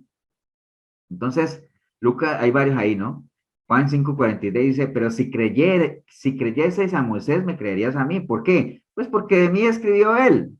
Pero si no creéis a sus escritos, ¿cómo van a creer entonces en mis palabras? Les decía el Señor ahí, ¿no? Romanos 3:21 dice, pero ahora aparte de la ley, se ha manifestado la justicia de Dios, testificada por la ley y por los profetas, la justicia de Dios por medio de la fe en Jesucristo para todos los que creen en él. Entonces recuerden, ¿no? En la persona del Señor se cumplieron muchas profecías. Yo quise poner aquí algunas nada más, que son muchísimas. Pero, por ejemplo, el nacimiento de Belén, que en Miqueas 5:1 dice, y tú, Belén Efrata, tan pequeña entre los clanes de Judá, de ti me nacerá el que debe gobernar Israel, ¿no? ¿Recuerdan? Mateo 2:1 dice, cuando nació Jesús en Belén de Judea, antes se dio cumplimiento. Miqueas 5:1 se dio cumplimiento en Mateo 2:1. Isaías 7:14 se dio cumplimiento en Mateo 1:18 cuando hablaba del nacimiento de una virgen, ¿no? Oseas 1:11, Oseas 11:1, perdón, se dio cumplimiento en Mateo 2:14 cuando hablaba de que iba a tener que huir a Egipto, ¿no? Isaías 53:3 se dio cumplimiento en Juan 1:11 cuando habla de que él fue despreciado por el pueblo judío, ¿no? Despreciado y desechado por los hombres, y acá habla de que a los suyos vino y los suyos no recibieron. Zacarías 9:9 se dio cumplimiento en Juan 12:13 cuando hablaba de que iba a entrar en un asna, y todo ese asunto montado sobre un asna, ¿no? Salmo 41:10 en Marcos 14:10, traicionado por uno de los suyos, Judas Iscariote. Zacarías 11:12 en Mateo 26:15, vendido por 30 piezas de plata. Isaías 53:7 en Mateo 26:62, cuando dice que durante su juicio se mantuvo en silencio, calladito. Isaías 53:4 en Mateo 8:16, cuando dice que él sufriría por los demás y llevaría sobre él las cargas. Eso de crucificado con la malhechora en Isaías 53:12 y Mateo 27:28, que sus manos y sus pies serían perforados, Salmo 22:16 a Juan 20:27, que sería escarnecido y despreciado, Salmo 22:6 en Mateo 27:39, le darían a beber vinagre, Salmo 69:21, Juan 19:29, su costado sería traspasado de Zacarías 12:10 a Juan 19:34, sobre su ropa echarían suertes, también Salmo y Marcos. Ninguno de sus huesos sería quebrado, Salmo 34:20, Juan 19:36, sepultado en una tumba de ricos, Isaías 53:9, Mateo 27, resucitó después de la muerte, Salmo 16, Mateo 28, y que iba a ascender al cielo, Salmo 68, Lucas 20. Este es un ejemplo, ¿no? Pero hay muchísimas más profecías. Entonces, cuando el Señor dice, yo no vine a abrogar la ley, yo vine a cumplirla. O sea, que en la persona de Él se cumplieron todo lo que los profetas y la ley de Moisés y los salmos hablaban sobre él, ¿no? Entonces, él vino fue a cumplirla, ¿no? Lo que hablaban ustedes ahorita, por medio de su vida, obviamente dio cumplimiento a la ley, ¿no? Cuando Juan el Bautista le dijo al Señor, ¿y por qué yo te voy a bautizar? Y dice, ¿conviene que hagamos qué? ¿Qué dijo él? Cuando Juan le dijo, ¿y por qué bautizarte yo a ti? Más bien tú deberías bautizarme a mí. Dice, no, no, no, Juan, bautízame porque conviene que hagamos justicia, ¿de acuerdo, no? Que dijo, o sea, la voluntad del Padre, ¿no? O que cumplamos la ley, ¿no? Recuerda que en ese entonces, parte de la ley, o lo que decía, no sé si era de la ley o no, pero era algo que estaba establecido de que antes de iniciar un ministerio se bautizaran en agua y todo eso. Entonces, también esto lo dijeron ustedes, Jesús con su obediencia obviamente cumplió la ley, ¿no? ¿Para qué? Para justificarnos a nosotros, ¿no? Desde que Él nació hasta que murió en la cruz, fue una persona justa, nunca falló, nunca pecó, cumplió las exigencias de la ley de Dios, y murió siendo justo, ¿no? Obviamente cumpliendo siempre la ley, ¿no? Y apegándose a la ley, entendiendo que la ley es la voluntad del Padre. Primera de Pedro 3:18 dice, porque también Cristo padeció una sola vez por los pecados, el justo por los injustos, para llevarnos a Dios, siendo la verdad muerto en la carne, pero vivificado en espíritu. Entonces el Señor con su obediencia cumplió la ley. Jesús cumplió toda la ley para ponerle fin a la dispensación de la ley y dar inicio a la dispensación de la gracia. Dispensación obviamente eran los beneficios de la ley, que recuerden, la ley siempre ha estado ahí, ¿no? Lo que pasa es que en el nuevo pacto, con el nuevo ya entra en juego la gracia, ya la ley de los judíos como tal, la letra, pues ya no aplica, digámoslo, porque nosotros no somos judíos, ¿no? Porque el fin de la ley es Cristo, para justicia de todo aquel que cree, ¿no? Ahí ya entramos nosotros digamos, como pueblo injertado, ¿no? Como ramas injertadas. Ok, ahora, ya hemos ido viendo ese pedazo que estábamos leyendo de la ley. ¿Qué significa? Porque el Señor en algún momento dice ¿qué significa que si nuestra justicia no es mayor que la de los escribas y fariseos, no entraremos en el reino de los cielos? Pues acuérdense que él dijo ahí, ¿no? Porque os digo que si vuestra justicia no fuera mayor que la de los escribas y fariseos, entonces no entraréis en el reino de los cielos. ¿Quién se anima de pronto a hacer un comentario ahí? Yeah, porque no creían en Jesús a pesar de todo lo que ellos vieron. Porque ellos no creían en Jesús. Ojo, los escribas y fariseos creían en el Mesías, ¿o no? Sí. Sí, sí. Lo que no creían era que Jesús fuera el Mesías. De hecho, ellos lo siguen esperando. ¿Alguien más quisiera comentar algo? Que no bastaba con el conocimiento, sino que también había que ponerlo en práctica. No basta el conocimiento, había que ponerlo en práctica. Marquito, ¿ibas a decir algo tú? Porque los fariseos eran exigentes y escrupulosos con la ley. Ellos creían ciertamente en la ley. Lo que pasa es que no creían en Jesús, pero la ley para ellos era primordial. Ok, vamos a ver entonces qué dice aquí el material. Entonces, para nosotros comprender lo que el Señor está hablando ahí, habría que saber obviamente cuál era esa justicia de los escribas y fariseos, ¿no? Porque él dice el Señor, su justicia tiene que ser mayor que la de los escribas y fariseos. Entonces hay que entender cuál era esa justicia de los escribas y fariseos para que nos aseguremos de que sea mayor. Entonces, por ejemplo, la justicia de ellos, o sea, los escribas y fariseos era totalmente incoherente, ¿no? Lo que ustedes acaban de decir, ellos conocían la ley, enseñaban la ley, exigían a las personas que las cumplieran, pero ellos no la vivían, ¿no? Es algo de lo que ustedes dijeron ahorita también. Entonces es un primer punto, ¿no? Nuestra justicia tiene que ser mayor que eso. No solamente tenemos que conocerla, no solamente tenemos que enseñarla haciendo luz en medio de las tinieblas, sino que también tenemos que vivirla, ¿no? O sea, porque si no, no tiene sentido. Mateo 23:1 dice, entonces Jesús habló a la gente y a sus discípulos diciendo, en la cátedra de Moisés se sientan los escribas y fariseos, así que todo lo que os digan que guardéis, guardarlo y hacerlo, mas no hagáis conforme a sus obras, porque dicen y no hacen, porque atan cargas pesadas y difíciles de llevar y la ponen sobre los hombros de los hombres, pero ellos ni con un dedo quieren moverla. Entonces, primero, nuestra justicia, acuérdense que justicia es hacer la voluntad de Dios. Nuestra justicia tiene que ser mayor que eso que decían los fariseos. Tenemos que llegar al conocimiento que ellos tenían, ¿está bien? Pero tenemos que, diferente a ellos, por eso el Señor dice, hagan lo que ellos les digan, está bien, porque lo que ellos dicen es correcto, pero no hagan lo que ellos hacen porque esa gente no está. Entonces, primero tenemos que ser superiores a eso, primero, ¿no? Es lo primero. La justicia de ellos estaba basada en una serie de mandamientos, rituales y costumbres, pero su corazón estaba lejos de Dios. Mateo 15:8. Este pueblo de labios me honra, mas su corazón está lejos de mí, pues en vano me honran, enseñando como doctrinas mandamientos de hombre.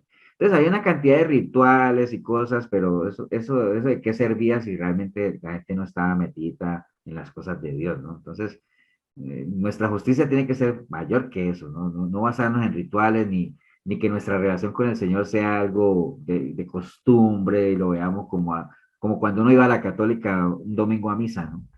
Cumplí, ya hice lo de la semana. Yo siempre les cuento esa anécdota de cuando nosotros vamos para Cartago, pasamos por varias iglesias católicas, ¿no? Que están ahí en el camino, ¿no?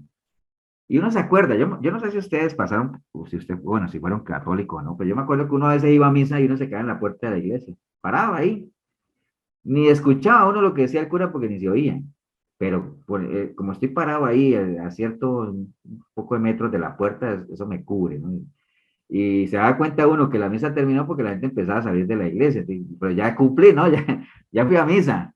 Entonces, eso nada que ver, ¿no? O sea, eso es pura tradición, es un ritual. Entonces, esa era la justicia de los fariseos, puros rituales, puras costumbres, puros preceptos, pero nada de corazón. El corazón estaba lejos del Señor. Entonces, nuestra justicia, nuestra forma de llevar nuestro cristianismo tiene que estar por encima de eso, ¿no? ¿Qué más? La justicia de ellos era externa, de apariencia. No tenía nada que ver con lo espiritual, era pura hipocresía, ¿no? Lo que decía el Señor en Mateo 23, 24. Guías ciegos que coláis el mosquito y tragáis el camello. Hay de vosotros, escribas y fariseos hipócritas, porque limpiáis lo de afuera del vaso y del plato, pero por dentro está lleno de error y de injusticia. Fariseo ciego, limpia primero lo del vaso de adentro y del plato para que también lo de afuera esté limpio. Entonces, eso era algo que ellos tenían, era pura apariencia de afuera, ¿no? Pero por dentro nada que ver. Nosotros tenemos que estar por encima de eso, ¿no? Entonces, a eso es que el Señor se refería, ¿no? Significa básicamente que nosotros no vamos a entrar al reino de Dios ni por ritos, ni por tradiciones, ni porque aparentemos, ni porque sepamos mucho, inclusive, porque de nada nos sirve, como decía Cindy, de nada nos sirve conocer la Biblia de punta a punta y recitar versículos bíblicos. Entonces, de nada nos sirve eso si es pura apariencia, ¿no? Es pura hipocresía en la medida en que no vivimos lo que decimos que sabemos, ¿no? Entonces, la única forma de que podemos entrar en el reino de Dios es por medio de la justicia, que es por medio de la fe en Cristo, ¿no? Como dice Romanos 3:21, ¿no? Pero ahora, aparte de la ley, se ha manifestado la justicia de Dios, testificada por la ley y por los profetas. La justicia de Dios por medio de la fe en Jesucristo. Ahí se resume lo que en el Antiguo Testamento está la ley y los profetas, porque acuérdense que lo que escribió la ley, Moisés, los que escribieron los profetas, lo que dice los salmos, o sea, todo el Antiguo Testamento básicamente se resume en la fe en Cristo Jesús, ¿no? Para todos los que creen en él. Entonces, nuestra justicia, nuestra forma de llevar nuestra relación con Dios tiene que estar por encima de los fariseos y escribas fariseos, porque es la única manera. Ok. Bueno, ¿alguna duda ahí de la ley y que sepamos exactamente, bueno, es que Jesús vino a abrogar la ley? No, no, él no vino a abrogar nada, él vino más bien a cumplirla, ¿no? Y a mostrarnos el camino de cómo cumplirla. Y como él pudo, nosotros también podemos, porque, como decía Milena en un principio, él nos ha hecho copartícipes de su naturaleza, ¿no? ¿Estamos claros? Ok, vamos a aprovechar ya esta última parte que nos queda para ver la parte de Jesús y la ira, ¿no? ¿Alguno que me lea ahí Jesús y la ira?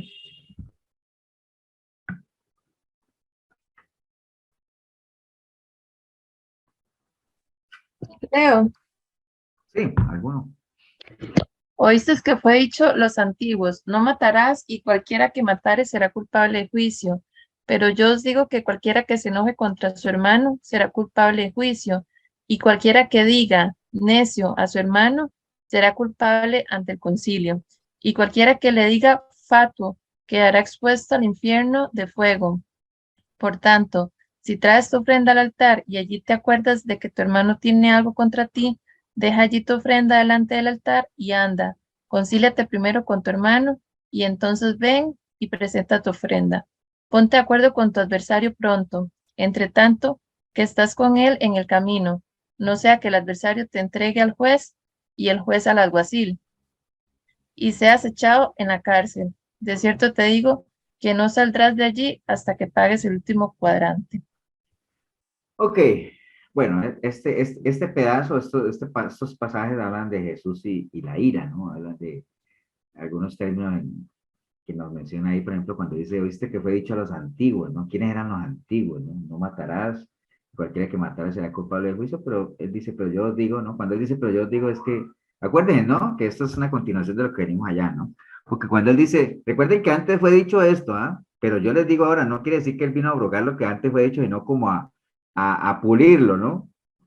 A hacerlo más exigente, inclusive más adelante cuando veamos lo del adulterio, ¿se acuerdan lo que siempre uno lee, ¿no? Es que antes fue dicho en la ley de Moisés que el que se acuesta con una mujer adultera con ella, pero yo les digo, aquí viene él a pulir la ley, ¿no? A refinarla un poquito más y a como a mostrarnos más. Entonces, vamos a ver esta partecita, ¿no?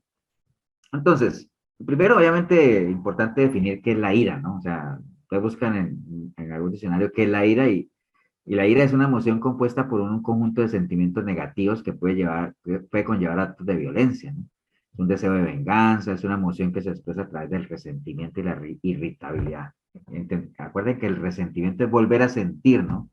Cuando usted vuelve a sentir algo y vuelve y renueva otra vez eso, pues está siendo un resentido. Entonces, para poder entender esto que el Señor está hablando ahí, es importante ver que en griego, digamos, todo lo que es la parte de la ira, se utilizan dos conceptos propiamente en el idioma griego, que fue el idioma en el cual fue escrito casi que la mayoría del Nuevo Testamento, o por lo menos el Evangelio de Mateo. Entonces, para describir la ira hay dos palabras, una que se llama sumos, que está aquí, sumos. Esta se refiere a un enojo fuerte que surge súbitamente, pero que después se aplaca rápidamente. ¿Algún ejemplo de un sumo ahí en la iglesia, en el Nuevo Testamento, alguien que haya sufrido un sumo? ¿Cuál es la escena más que más tiene uno presente de alguien que haya sufrido una ira tipo sumos? Moisés. Cuando Jesús echó a los cambistas y el templo. Exacto. Se vio que él llegó ahí, sacó la faja, tumbó sacó y al rato estaba otra vez predicando, tranquilo. Entonces esa fue una ira tipo sumos. Se refiere a un enojo fuerte que surge súbitamente, pero que también se aplaca rápidamente, ¿no? Estamos claros con eso, ¿no? Pero la palabra que se traduce aquí, este no es el enojo que está hablando aquí aquí en lo que acabamos de leer, ¿no? Cualquiera que se enoje contra su hermano no está hablando de ese sumos, ¿no?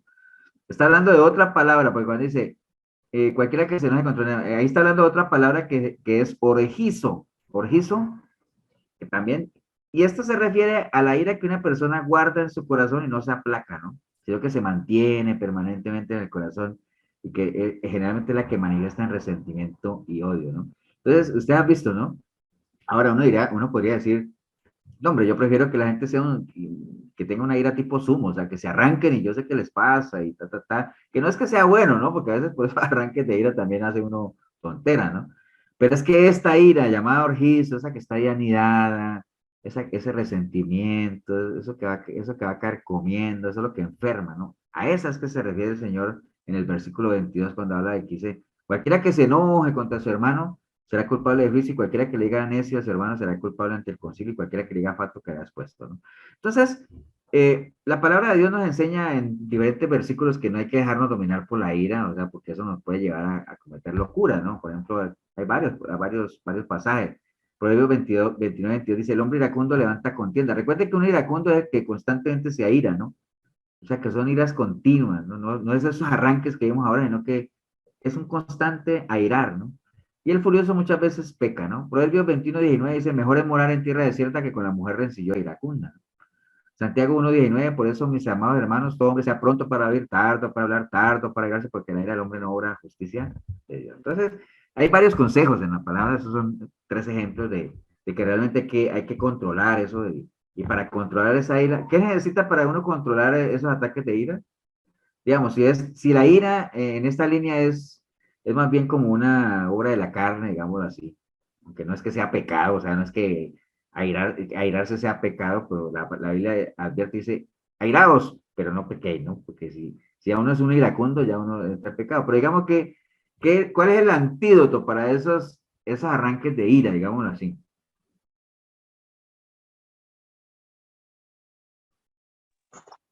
Dominio propio. Eso, mi estimado Luis, usted déjeme apuntar aquí que ya lleva tres puntos. Eso, voy para el Eso. Dominio propio, ese es el asunto. Por eso el Señor, aunque se airó, él decía, aprendan de mí que soy manso. Entonces, cualquiera podría decir, hey, ¿cómo que manso? ¿Cómo que manso? Si usted no fue que sacó a todos esos mercaderes a punta de faja. Digo, sí, pero eso fue un sumos, pero yo no soy rencilloso ni nada de eso. Y créame que cualquiera podría decir, pastor, por eso es que cualquiera podría decir, pastor, ¿usted no cree que el Señor fue más bien como que medio odiaba a los fariseos? ¿Usted no le parece? Y dice, no, hombre, no lo odiaba, los amaba tanto que por eso les irritaba y trataba de que esa gente entendiera y le decía que ustedes es que ni entran ni dejan entrar y que yo no sé qué, bueno, tantas cosas que tenéis que tener mucho amor para hablarle a una persona así, ¿no? Ok, bueno, entonces ya sabemos de cuál ira está hablando el Señor ahí en ese pasaje. Estamos hablando no de la ira de aquella que sube y baja, no, es aquella que se lleva en el corazón, la que está anidada ahí, que se refiere a ese resentimiento, ¿no? Entonces, aquí surgen algunas preguntas también. ¿A qué se refería el Señor cuando decía a los antiguos, ¿no? Que ya les habían dicho, ¿se acuerdan de lo que dice ahí en Mateo 5:21? Dice, oíste que fue dicho a los antiguos, ¿no? A los antiguos, no matarás, y cualquiera que matare será culpable de juicio. Pues yo os digo que cualquiera que se enoje contra su hermano será culpable de juicio, y cualquiera que diga necio y todo lo que ya usted. Bueno, no sé si lo alcanzaron a leer ahí, pero ¿a qué se refería el Señor cuando decía a los antiguos? ¿Quiénes eran los antiguos? Los que alcanzaron a leer ahí y tomaron apunte. Los que estaban en la ley de Moisés, cuando Moisés los hizo. Bueno, cuando Dios le dijo. Acuérdate que el Señor está hablando ahí ya digamos que cuando ya el Antiguo Testamento fue escrito, ¿no? Entonces, cuando el Señor habla ahí de los antiguos, se está refiriendo a todos los fariseos, los rabinos, los maestros, todos los que realmente ya estaban ahí y que no hacían parte de este nuevo pacto, digamos así, o que se habían quedado anclados ahí en cosas antiguas, ¿no? Aferrados, digámoslo, a las tradiciones, ¿no? Entonces, ¿por qué? Porque digamos que los antiguos, entendiendo quiénes son, los maestros de la ley, los que se preocupaban por interpretar la ley hasta la última letra y todo eso, ellos se limitaban precisamente a lo que estaba escrito, ¿no? Entonces, para ellos, ¿qué era lo que decía la ley? Que si una persona mataba, pues obviamente no estaba cumpliendo la ley. Entonces, que si una persona no mataba, pues ya estaba cumpliendo la ley, ¿no? Y estaba bien. Entonces, yo podía enojarme con el que yo quisiera, siempre y cuando no lo matara, ¿no? Porque ¿qué dice la ley? El que lo mate, entonces ese será culpable de juicio, ¿no? ¿Me entienden? Pero nuestro Señor Jesucristo, que recuerda que la ley del Señor era mucho más rígida, dice, no, pero no solamente el que lo mate, ¿no? El que se enoje, el que se enoje. Enseñó que ese es el verdadero espíritu de la ley, ¿no? Entonces, fue mucho más allá de la letra, ¿me entiende? Por eso era la crítica del Señor a los fariseos, decía que ustedes se van a la letra y están olvidando lo que es el verdadero espíritu de la ley, ¿no? Entonces, no solamente el que mate, porque la gente decía, bueno, con que no lo mate está bien, no, el que se enoje, ¿no? Entonces ellos, los fariseos y los antiguos, se limitaban nada más a esa parte de que mientras no le quite la vida está haciendo lo justo, ¿no? Pero no importa que su corazón esté lleno de odio, pero mientras no le quite la vida no hay problema, ¿no? Pero pues eso era que el Señor cada rato les tiraba, ¿no? Mateo 23:27. Ay de vosotros, escribas y fariseos hipócritas, porque sois semejantes a sepulcro blanqueado que por fuera la verdad se muestran hermosos, más por dentro están llenos de muertos. O sea, cada vez que él tenía oportunidad y no era que les tuviera rabia, porque si esto se diera hoy en día, ya, wow, pero qué, ¿cómo diría uno hoy en día que en un lenguaje moderno diría, wow, pero el Señor le está haciendo qué a los fariseos? El lenguaje de ahora.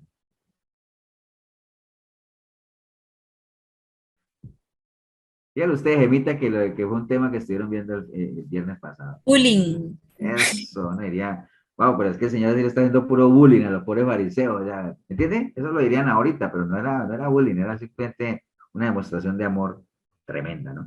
Entonces, la interpretación del Señor ahí, lo que está diciendo es, no crean que solamente es quitarle la vida a una persona, no. Quitarle la vida a una persona es tan grave como odiar a otra persona, como menospreciar, como humillar a alguien, ¿no? Son igualmente graves delante de Dios, ¿no? Obviamente, ¿no? A uno no lo meten a la cárcel por odiar a alguien, ¿no? Legalmente, ¿no? O sea, hablando del plano jurídico, uno no lo meten a la cárcel por menospreciar a alguien o por humillar a alguien, uno lo meten por matar a alguien, ¿no? Pero eso es entre las leyes terrenales, ¿no? Pero delante de Dios son igualmente graves, ¿no? Como decía el Señor ahí, ¿no? O sea, pero antes a los antiguos les dijo que el que matara a alguien era llevado a juicio, no, ahora yo les digo, el que se enoje con su hermano es llevado a juicio, ¿no? Entonces son igualmente de graves, ¿no? Obviamente Mateo 15:19 dice, porque del corazón salen los malos pensamientos, los homicidios, o sea, todo sale del corazón y ahí es básicamente el problema, ¿no? Que lo que nosotros somos, de ahí salgan esas cosas que realmente nos llevan a menospreciar o a inclusive odiar a alguien, ¿no? Que no debería, ¿no? Oye, que alguien que se diga cristiano no puede tener ese tipo de sentimientos, ¿no? Entonces, a eso se refería el Señor cuando decía, a los antiguos les fue dicho que el que matara sería llevado a juicio, pues yo les digo otra cosa, el que odie, ¿no? El que se enoje, que se enoje con un hermano, ¿no? Entonces el Señor comienza a hablar aquí, en Mateo 5:23 más adelantito, y dándole la importancia al reconciliarse con alguien antes de ofrecer una ofrenda, ¿no? Mateo 5:23 dice, por tanto, si traes tu ofrenda al altar y allí te acuerdas de que tu hermano tiene algo contra ti, deja allí tu ofrenda anda, reconcíliate primero con tu hermano y entonces ven y presenta tu ofrenda. Entonces el Señor le está dando más importancia al reconciliarse con el hermano que a la misma ofrenda, ¿no? No quiere decir el Señor que no son importantes las ofrendas, ¿no? Porque a veces la gente cree y dice, ah, sí, entonces, ofrendar no es importante. Ofrendar es importante, ¿no? Sobre todo para otras cosas. Pero el Señor le da mucha más importancia a la reconciliación entre hermanos, inclusive, que a la misma ofrenda, ¿no? Insisto, no es que no sea importante la ofrenda. Entonces, básicamente, hay una verdad espiritual tremenda ahí. No podemos poner lo material sobre lo espiritual, o sea, la ofrenda es algo material. Lo espiritual, el enojarse, el tener una ofrenda con un hermano es algo que trasciende a lo espiritual realmente. Entonces, lo espiritual siempre va a estar primero o va a estar encima o, digamos, va a ser una prioridad sobre lo material, ¿no? Entonces, nuestra ofrenda, nuestro servicio es importante, pero no es lo más importante. Es como, ajá, tener esa paz, ¿no? Si usted no tiene paz, no tiene una conciencia tranquila, ¿cómo vas a darle, digamos, honra al Señor? Porque es que lo que pasa es que, digamos, es que ahí hay un hilo muy delgado, ¿no? Yo me acuerdo, nosotros venimos de la escuela nuestra de Efesios es básicamente, si usted no tiene una relación con Dios, pues ni para qué ofrenda, ¿no? O sea, no debería, aunque las ofrendas se necesitan, ¿no? Pues, insisto, ¿no? Pero no dejan de ser cosas materiales, ¿no? Las cosas materiales nunca van a producir cosas espirituales, ¿no? Dar una ofrenda no te va a dar lo que dice Milena, tranquilidad, gozo, paz, o sea, no va a borrar nada tampoco el dar una ofrenda, es simplemente un gesto visible de algo que ya espiritualmente debe haber pasado. Entonces, en línea de eso, no podemos poner lo material sobre lo espiritual, las ofrendas, el servicio es importante, pero no es lo más importante porque lo más importante es la adoración, ¿no? Entendiendo que la adoración, recuerde, la adoración no es cantar ahí, uno dice, ah, es que yo soy un adorador, ¿por qué? Porque yo pertenezco al grupo de la alabanza y yo canto, no, eso no es un adorador. La adoración es un estilo de vida, ¿no? Completo, ¿no? Entonces el Señor Jesucristo lo dejó claro ahí, que Él anda buscando, ¿qué? Adoradores, ¿no? No gente que ofrende, no cantantes, no ujieres, no diáconos, ni predicadores, ni padres. El Señor no anda buscando eso, Él anda buscando adoradores. Y en la medida en que uno sea un adorador, pues todas estas cosas van a venir por añadidura, ¿no? Entonces, como yo soy un adorador y como yo me preocupo por adorar al Señor y llevar una vida de adoración, y recuerden que la mejor adoración que uno puede darle a Dios es la obediencia, en línea a esa obediencia, a esa adoración, pues de seguro que yo le voy a dar a ese Dios que amo, que quiero y del cual estoy agradecido, no tengo problema en darle una ofrenda. Si Dios me ha bendecido con el don de cantar, pues lo ofrezco a Él y canto. Si yo quiero colaborar en la iglesia como ujier para apoyar en el orden, pues me meto al grupo de los ujier. Si yo quiero predicar o liderar un grupo, pues me meto al grupo. ¿Me entiendes? Hay muchas cosas, pero primero que eso, tiene que ser uno un adorador, ¿no? Y para ser un adorador hay que estar bien espiritualmente. Y una de las cosas que puede poner o bloquea, digamos, el que yo logre una verdadera adoración es que yo tenga rencillas o cosas que espiritualmente me estén robando la calma, ¿no? Que bloqueen la bendición. Entonces, para Dios lo más importante no es lo que hacemos o lo que damos, sino la actitud con la que lo hacemos, ¿no? Porque acuérdense que la ofrenda, como les digo, como dice ahí, el Señor nos dijo que no era importante, pero más importante que dar una ofrenda es la actitud con la cual yo la doy, ¿no? Ese es el tema, ¿no? Por eso es que siempre, obviamente no se usa el pasaje de la viuda aquella, porque lo usan para otras cosas, ¿no? Y hablan de la ofrenda con dolor y sin dolor y una cantidad de tonteras que hablan en las iglesias. Pero si uno usara en esta línea lo de la viuda aquella, no fue lo que ella dio, ¿no? Porque, digamos, la ofrenda de ella era humilde y todo eso, sino es más bien la actitud con la que la dio, ¿no? Que es lo más importante, ¿no? Eso es lo importante. Entonces, básicamente el Señor nos está dando ahí claramente lo que verdaderamente tiene que ser importante en la vida, ¿no? Y para todo, ¿no? La actitud con la que hagamos las cosas es clave, ¿no? Por eso es que el Señor a las iglesias, a todas las 7 iglesias que le escribió allá en Apocalipsis, les decía, lo primerito que les dijo es, a la iglesia de tal, ¿qué fue lo primero que les puso? En línea a lo que estoy hablando aquí. Conozco tus obras. Exactamente. Iglesia tal, yo conozco tus obras, y después si viene lo demás, ¿no? ya haces esto y esto y esto y esto. La otra iglesia, yo conozco tus obras. ¿Me entiendes? Entonces, a cada uno de nosotros nos va a decir así lo mismo, ¿no? Karen, yo conozco tus obras, te diría el Señor, ¿no? Marquita, a todos los demás. Entonces, qué importante es que la actitud con la que hagamos las cosas sea algo agradable al Señor, ¿no? Y si estamos sirviendo, que sea algo agradable al Señor. Entonces, no podríamos dar, obviamente, un servicio agradable a Dios si estamos con rencillas ahí con alguien o estamos con esos sentimientos o esa ira que teníamos allá que era, ¿cómo era que llamaba? A quedar con la orgizo, es esta, ¿no? Orgizo, no es un zumos, es orgizo. Esa, ¿no? Ese tipo de ira que está ahí carcomiendo, ¿no? Bien. Eh, Primera de Juan 3:15, todo aquel que aborrece a su hermano es homicida. Miren lo que dice aquí, todo aquel que aborrece a su hermano es homicida y sabéis que ningún homicida tiene vida eterna permanente en él. ¿Cómo interpretarían ustedes aquello que dice que todo aquel que aborrece a su hermano es homicida?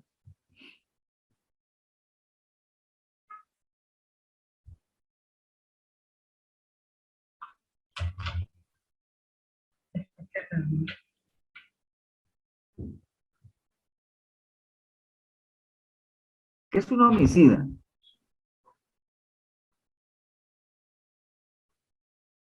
El que mata a otro. Sí, puede ser que mata a otro, pero digamos como en una definición así como más genérica, un homicida es aquel que quita la vida. El que quita la vida, ¿no? Digámoslo así. Entonces, en la medida en que uno aborrezca al hermano, por lo menos así lo interpreto yo, no sé si están de acuerdo o no. En la medida en que uno alimente este tipo de sentimientos y todo eso, pues uno va matando, digámoslo, esa relación, no solamente con el hermano, sino también la relación con Dios mismo, ¿no? Entonces, Defraudando. en esa línea uno tiene, acuérdense que cuando es como el versículo aquel que dice que las palabras tienen poder porque para matar o para dar vida, ¿no? No es que uno por una palabra en la otra persona va a caer fulminada ahí, sino que por medio de las cosas que uno dice uno puede matar no solamente sueños, anhelos, esperanza, tantas cosas que uno puede matar, ¿no? En la medida en que uno tenga estos sentimientos de aborrecer a un hermano, tener ese tipo de cosas, que no haya amor en nosotros, no solamente nos estamos apartando de la vida, sino que matamos sueños, matamos anhelos, podemos estar haciendo piedras de tropiezo donde alguna persona puede tropezar y podemos estar haciendo puntos para matar tantas cosas, ¿no? Matar ministerios, o sea, no sé, cuando habla ahí de homicida, yo lo interpreto básicamente como que el ser homicida es como terminar la vida de algo, de alguien, ¿no? Por ahí puede ser. Y es chévere, es parte como también del mandamiento, ¿no? Ama al Señor como a ti mismo y a tu prójimo. Entonces es parte de eso, ¿no? De ese mandamiento. Sí, es parte de. Primera de Juan 4:20 dice, si alguno dice yo amo a Dios y aborrece a su hermano, que es lo mismo que está aquí, que aborrece, es mentiroso, ¿no? Pues el que no ama a su hermano, a quien ha visto, ¿cómo puede amar a Dios a quien no ha visto? ¿No? Entonces, en términos generales, el Señor lo que está diciendo, esto es delicado, o sea, reconcíliense, eso es más importante que la ofrenda, y cuando hablo de ofrenda no me refiero de plata, solamente me refiero a lo que usted ofrece siendo su servicio, lo que usted haga, ¿no? Porque hace días me decía un hermano, bueno, yo no sé si será hermano, ¿no? Primo, digamos, me decía, pastor, es que no fui a la iglesia porque miren qué excusa. Pastor, viera que no fui a la iglesia porque es que me dio vergüenza porque no tenía para dar una ofrenda. Viendo que yo soy el que le doy a él ofrenda todos los domingos, entonces digo yo, pero nunca ha sido esa una razón para no ir a la iglesia, o sea, uno puede ofrendar su tiempo, la ofrenda no es plata, ¿me entienden? O sea, la gente cree que una ofrenda es plata, no, la ofrenda es un abrazo, es estar ahí, o sea, la línea de la iglesia siempre ha sido esa, ¿no? O sea, ustedes nunca nos ven a nosotros hablando de platas en la iglesia, ¿no? Que si alcanza o no alcanza para pagar el local, que si tenemos o no tenemos, que si vamos a celebrar el Día de la Madre, ahora el 15, a nadie se le pide un peso, ¿me entiende? Porque ahí vamos, los fuertes llevan las cargas de los débiles y el día que no hay se pone y si el día que no haya, pues no hay, pero bueno, gracias a Dios, Dios ha sido fiel. Entonces, nunca ha sido una razón para que la gente no vaya a la iglesia por plata, ¿no? Inclusive si no tienen para los pases, uno les dice, o sea, usted me llama y se le manda o coja un carro y ya se le paga, no sé, siempre ha habido, esa ha sido la línea de la iglesia, siempre Pavas y Cartago, ¿no? Entonces, siempre el Señor pone delante todo eso, o sea, reconcíliese, o sea, las ofrendas son importantes, pero las ofrendas en lo que usted haga, en tiempo, en lo que sea, déjelas a un lado y reconcilie. La reconciliación es la parte fundamental aquí, da una prioridad, ¿no?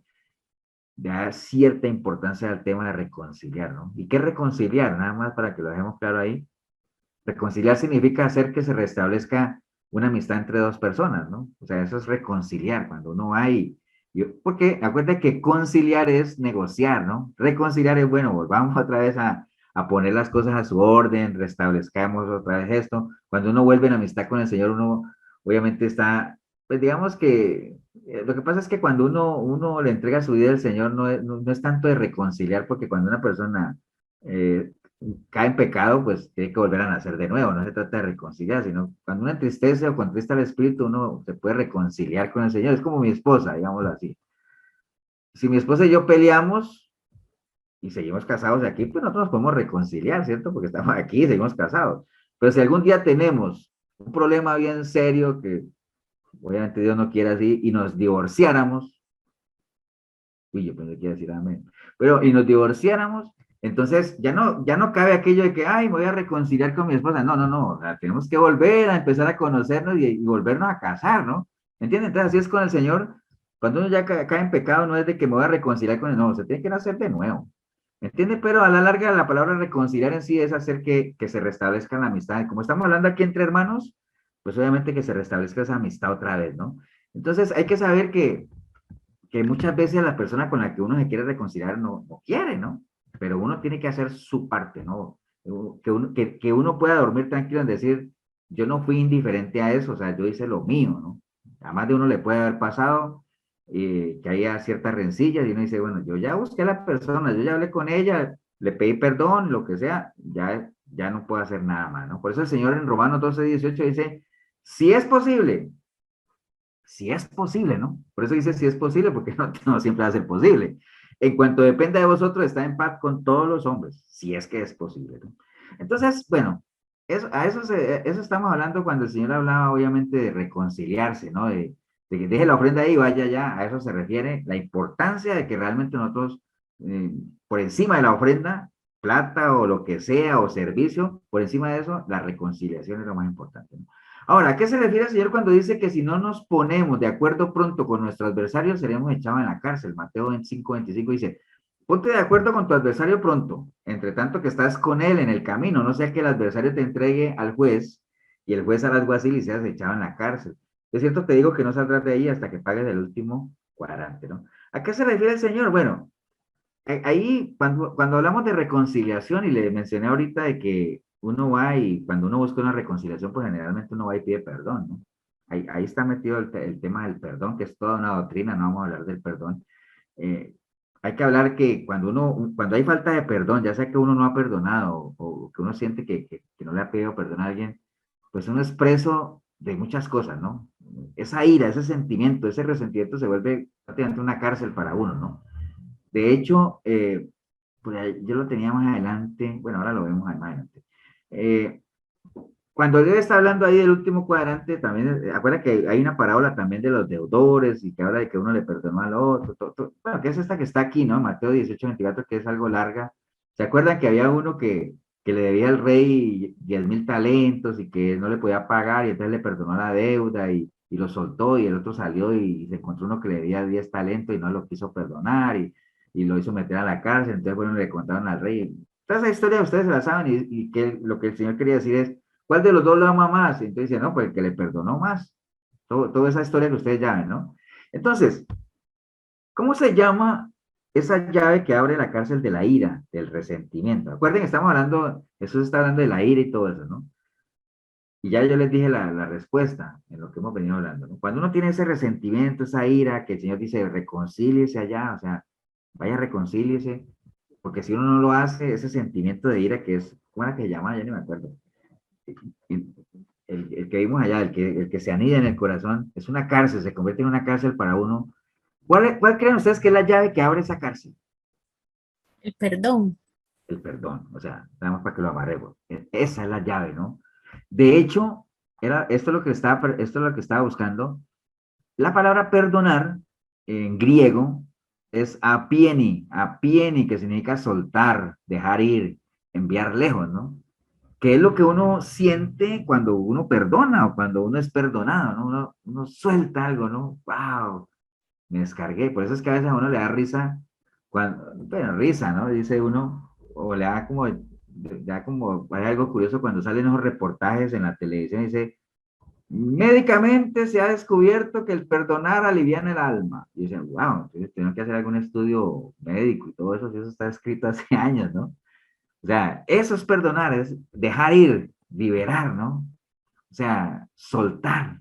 Eso es perdonar, ¿no? Entonces, cuando uno perdona, uno es perdonado, uno, wow, se libera de esa cárcel. Esa es la llave que abre esa cárcel. Por eso el Señor está diciendo, reconcíliate con tu hermano mientras van de camino, porque si no lo haces, vas a estar preso ahí.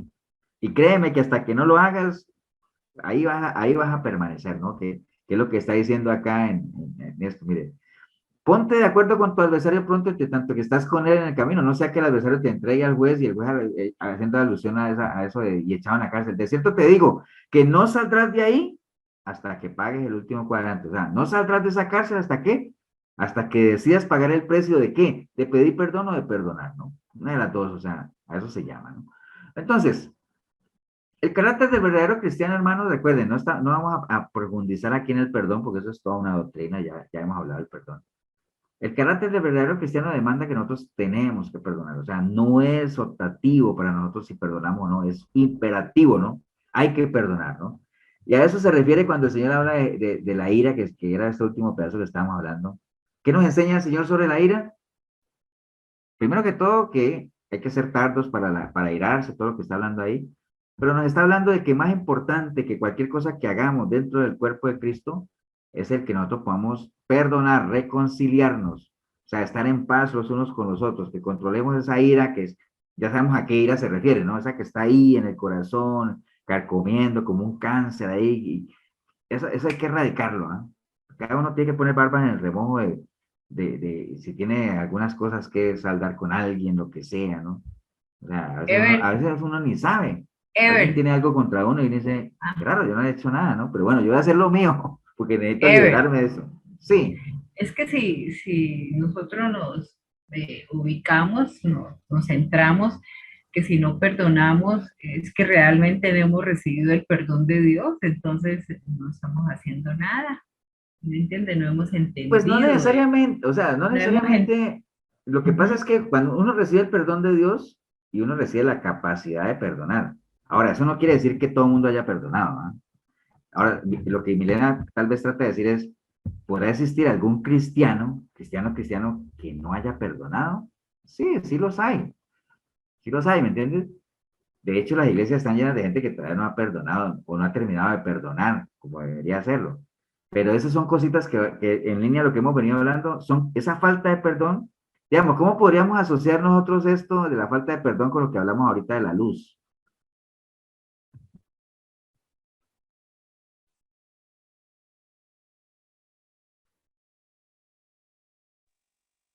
Y puede ser con que sería nuestro mood. Oiga, Luis, estás pero afilado, ¿ah, Luis? Sí. Qué bárbaro, ¿ah?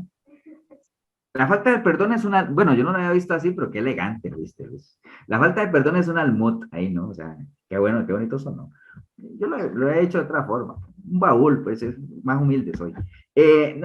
Sí, la falta de perdón es un almud, como dice Luis, que va opacando, ni siquiera que va opacando esa luz, sino que la aplasta totalmente, ¿no? O sea, por eso es que esa falta de perdón hace albergar esos resentimientos. Y por eso vemos cristianos ahí como tan, ¿cómo le podemos llamar? Así como, no sé, o sea, tú los ves como dice el pastor Tibor, con cara de suegro sin hija. A todas horas están enojados, inconformes, como hablábamos el domingo en la iglesia, nada les gusta, no sé. Pero bueno, por ahí va. Entonces, bueno, ya vimos esas dos partes ahí de Jesús y la ira, ya nos habló el Señor aquí, vamos a marcar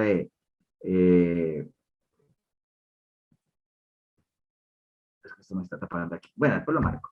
Jesús y la ley, y Jesús y la ira, bueno, vamos a dejarlo ahí por hoy, después vamos a caerle a lo que resta aquí para ver si terminamos esto. Pero bueno, ya nos pasamos de las 9 y todo ese asunto. Vamos a orar, pero voy a dejar de compartir. Déjenme ver aquí un momentito. Voy a dejar de compartir la pantalla. Estamos acá. Antes de orar, ¿alguien quiere hacer algún comentario, algo que quiera agregar, como para cerrar ya esta parte de la ira, de la ley? ¿Les quedó claro? ¿Hay dudas? ¿Qué quieren comentar algo?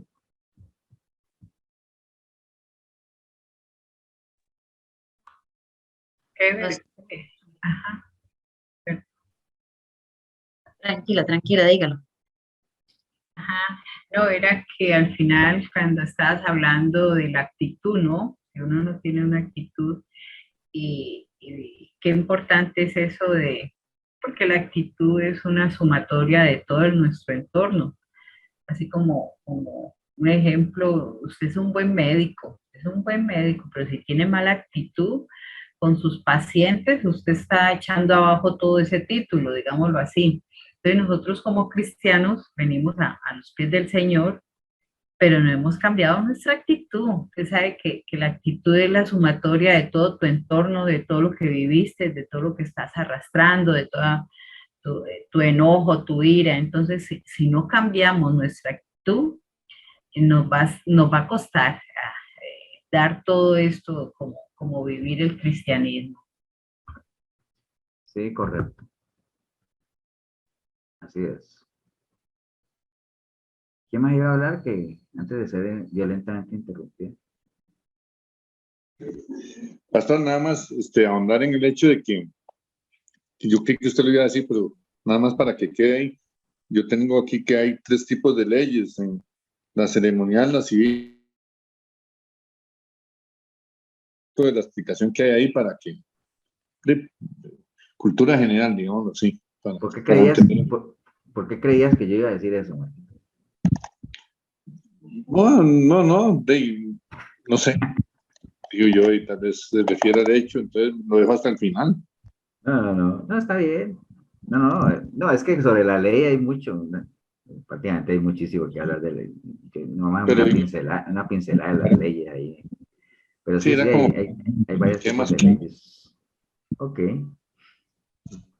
Bueno, vamos a orar. Vamos a darle gracias a Dios ya. Creo que nos rindió el tiempo, nos pasamos de la hora. Así es que vamos a pedirle a Luis, que fue el ganador de la noche con todos los puntos que acumuló. Y ha sido acreedor a una oración, estimado Luis. Amén. Así premiamos nosotros en el reino de los cielos. Amén. Gracias. Bueno, buenas noches a todos los hermanos. Vamos a orar.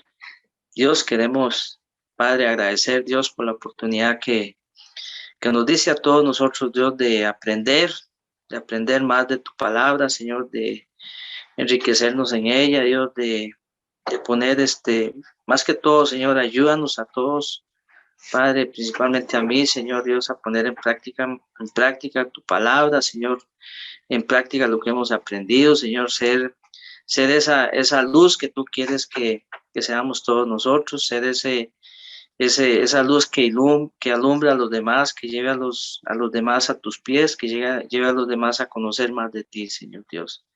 Tú nos has llamado con un propósito. Yo creo que el propósito más grande es que lleguen más personas a conocer tu camino, Señor Dios.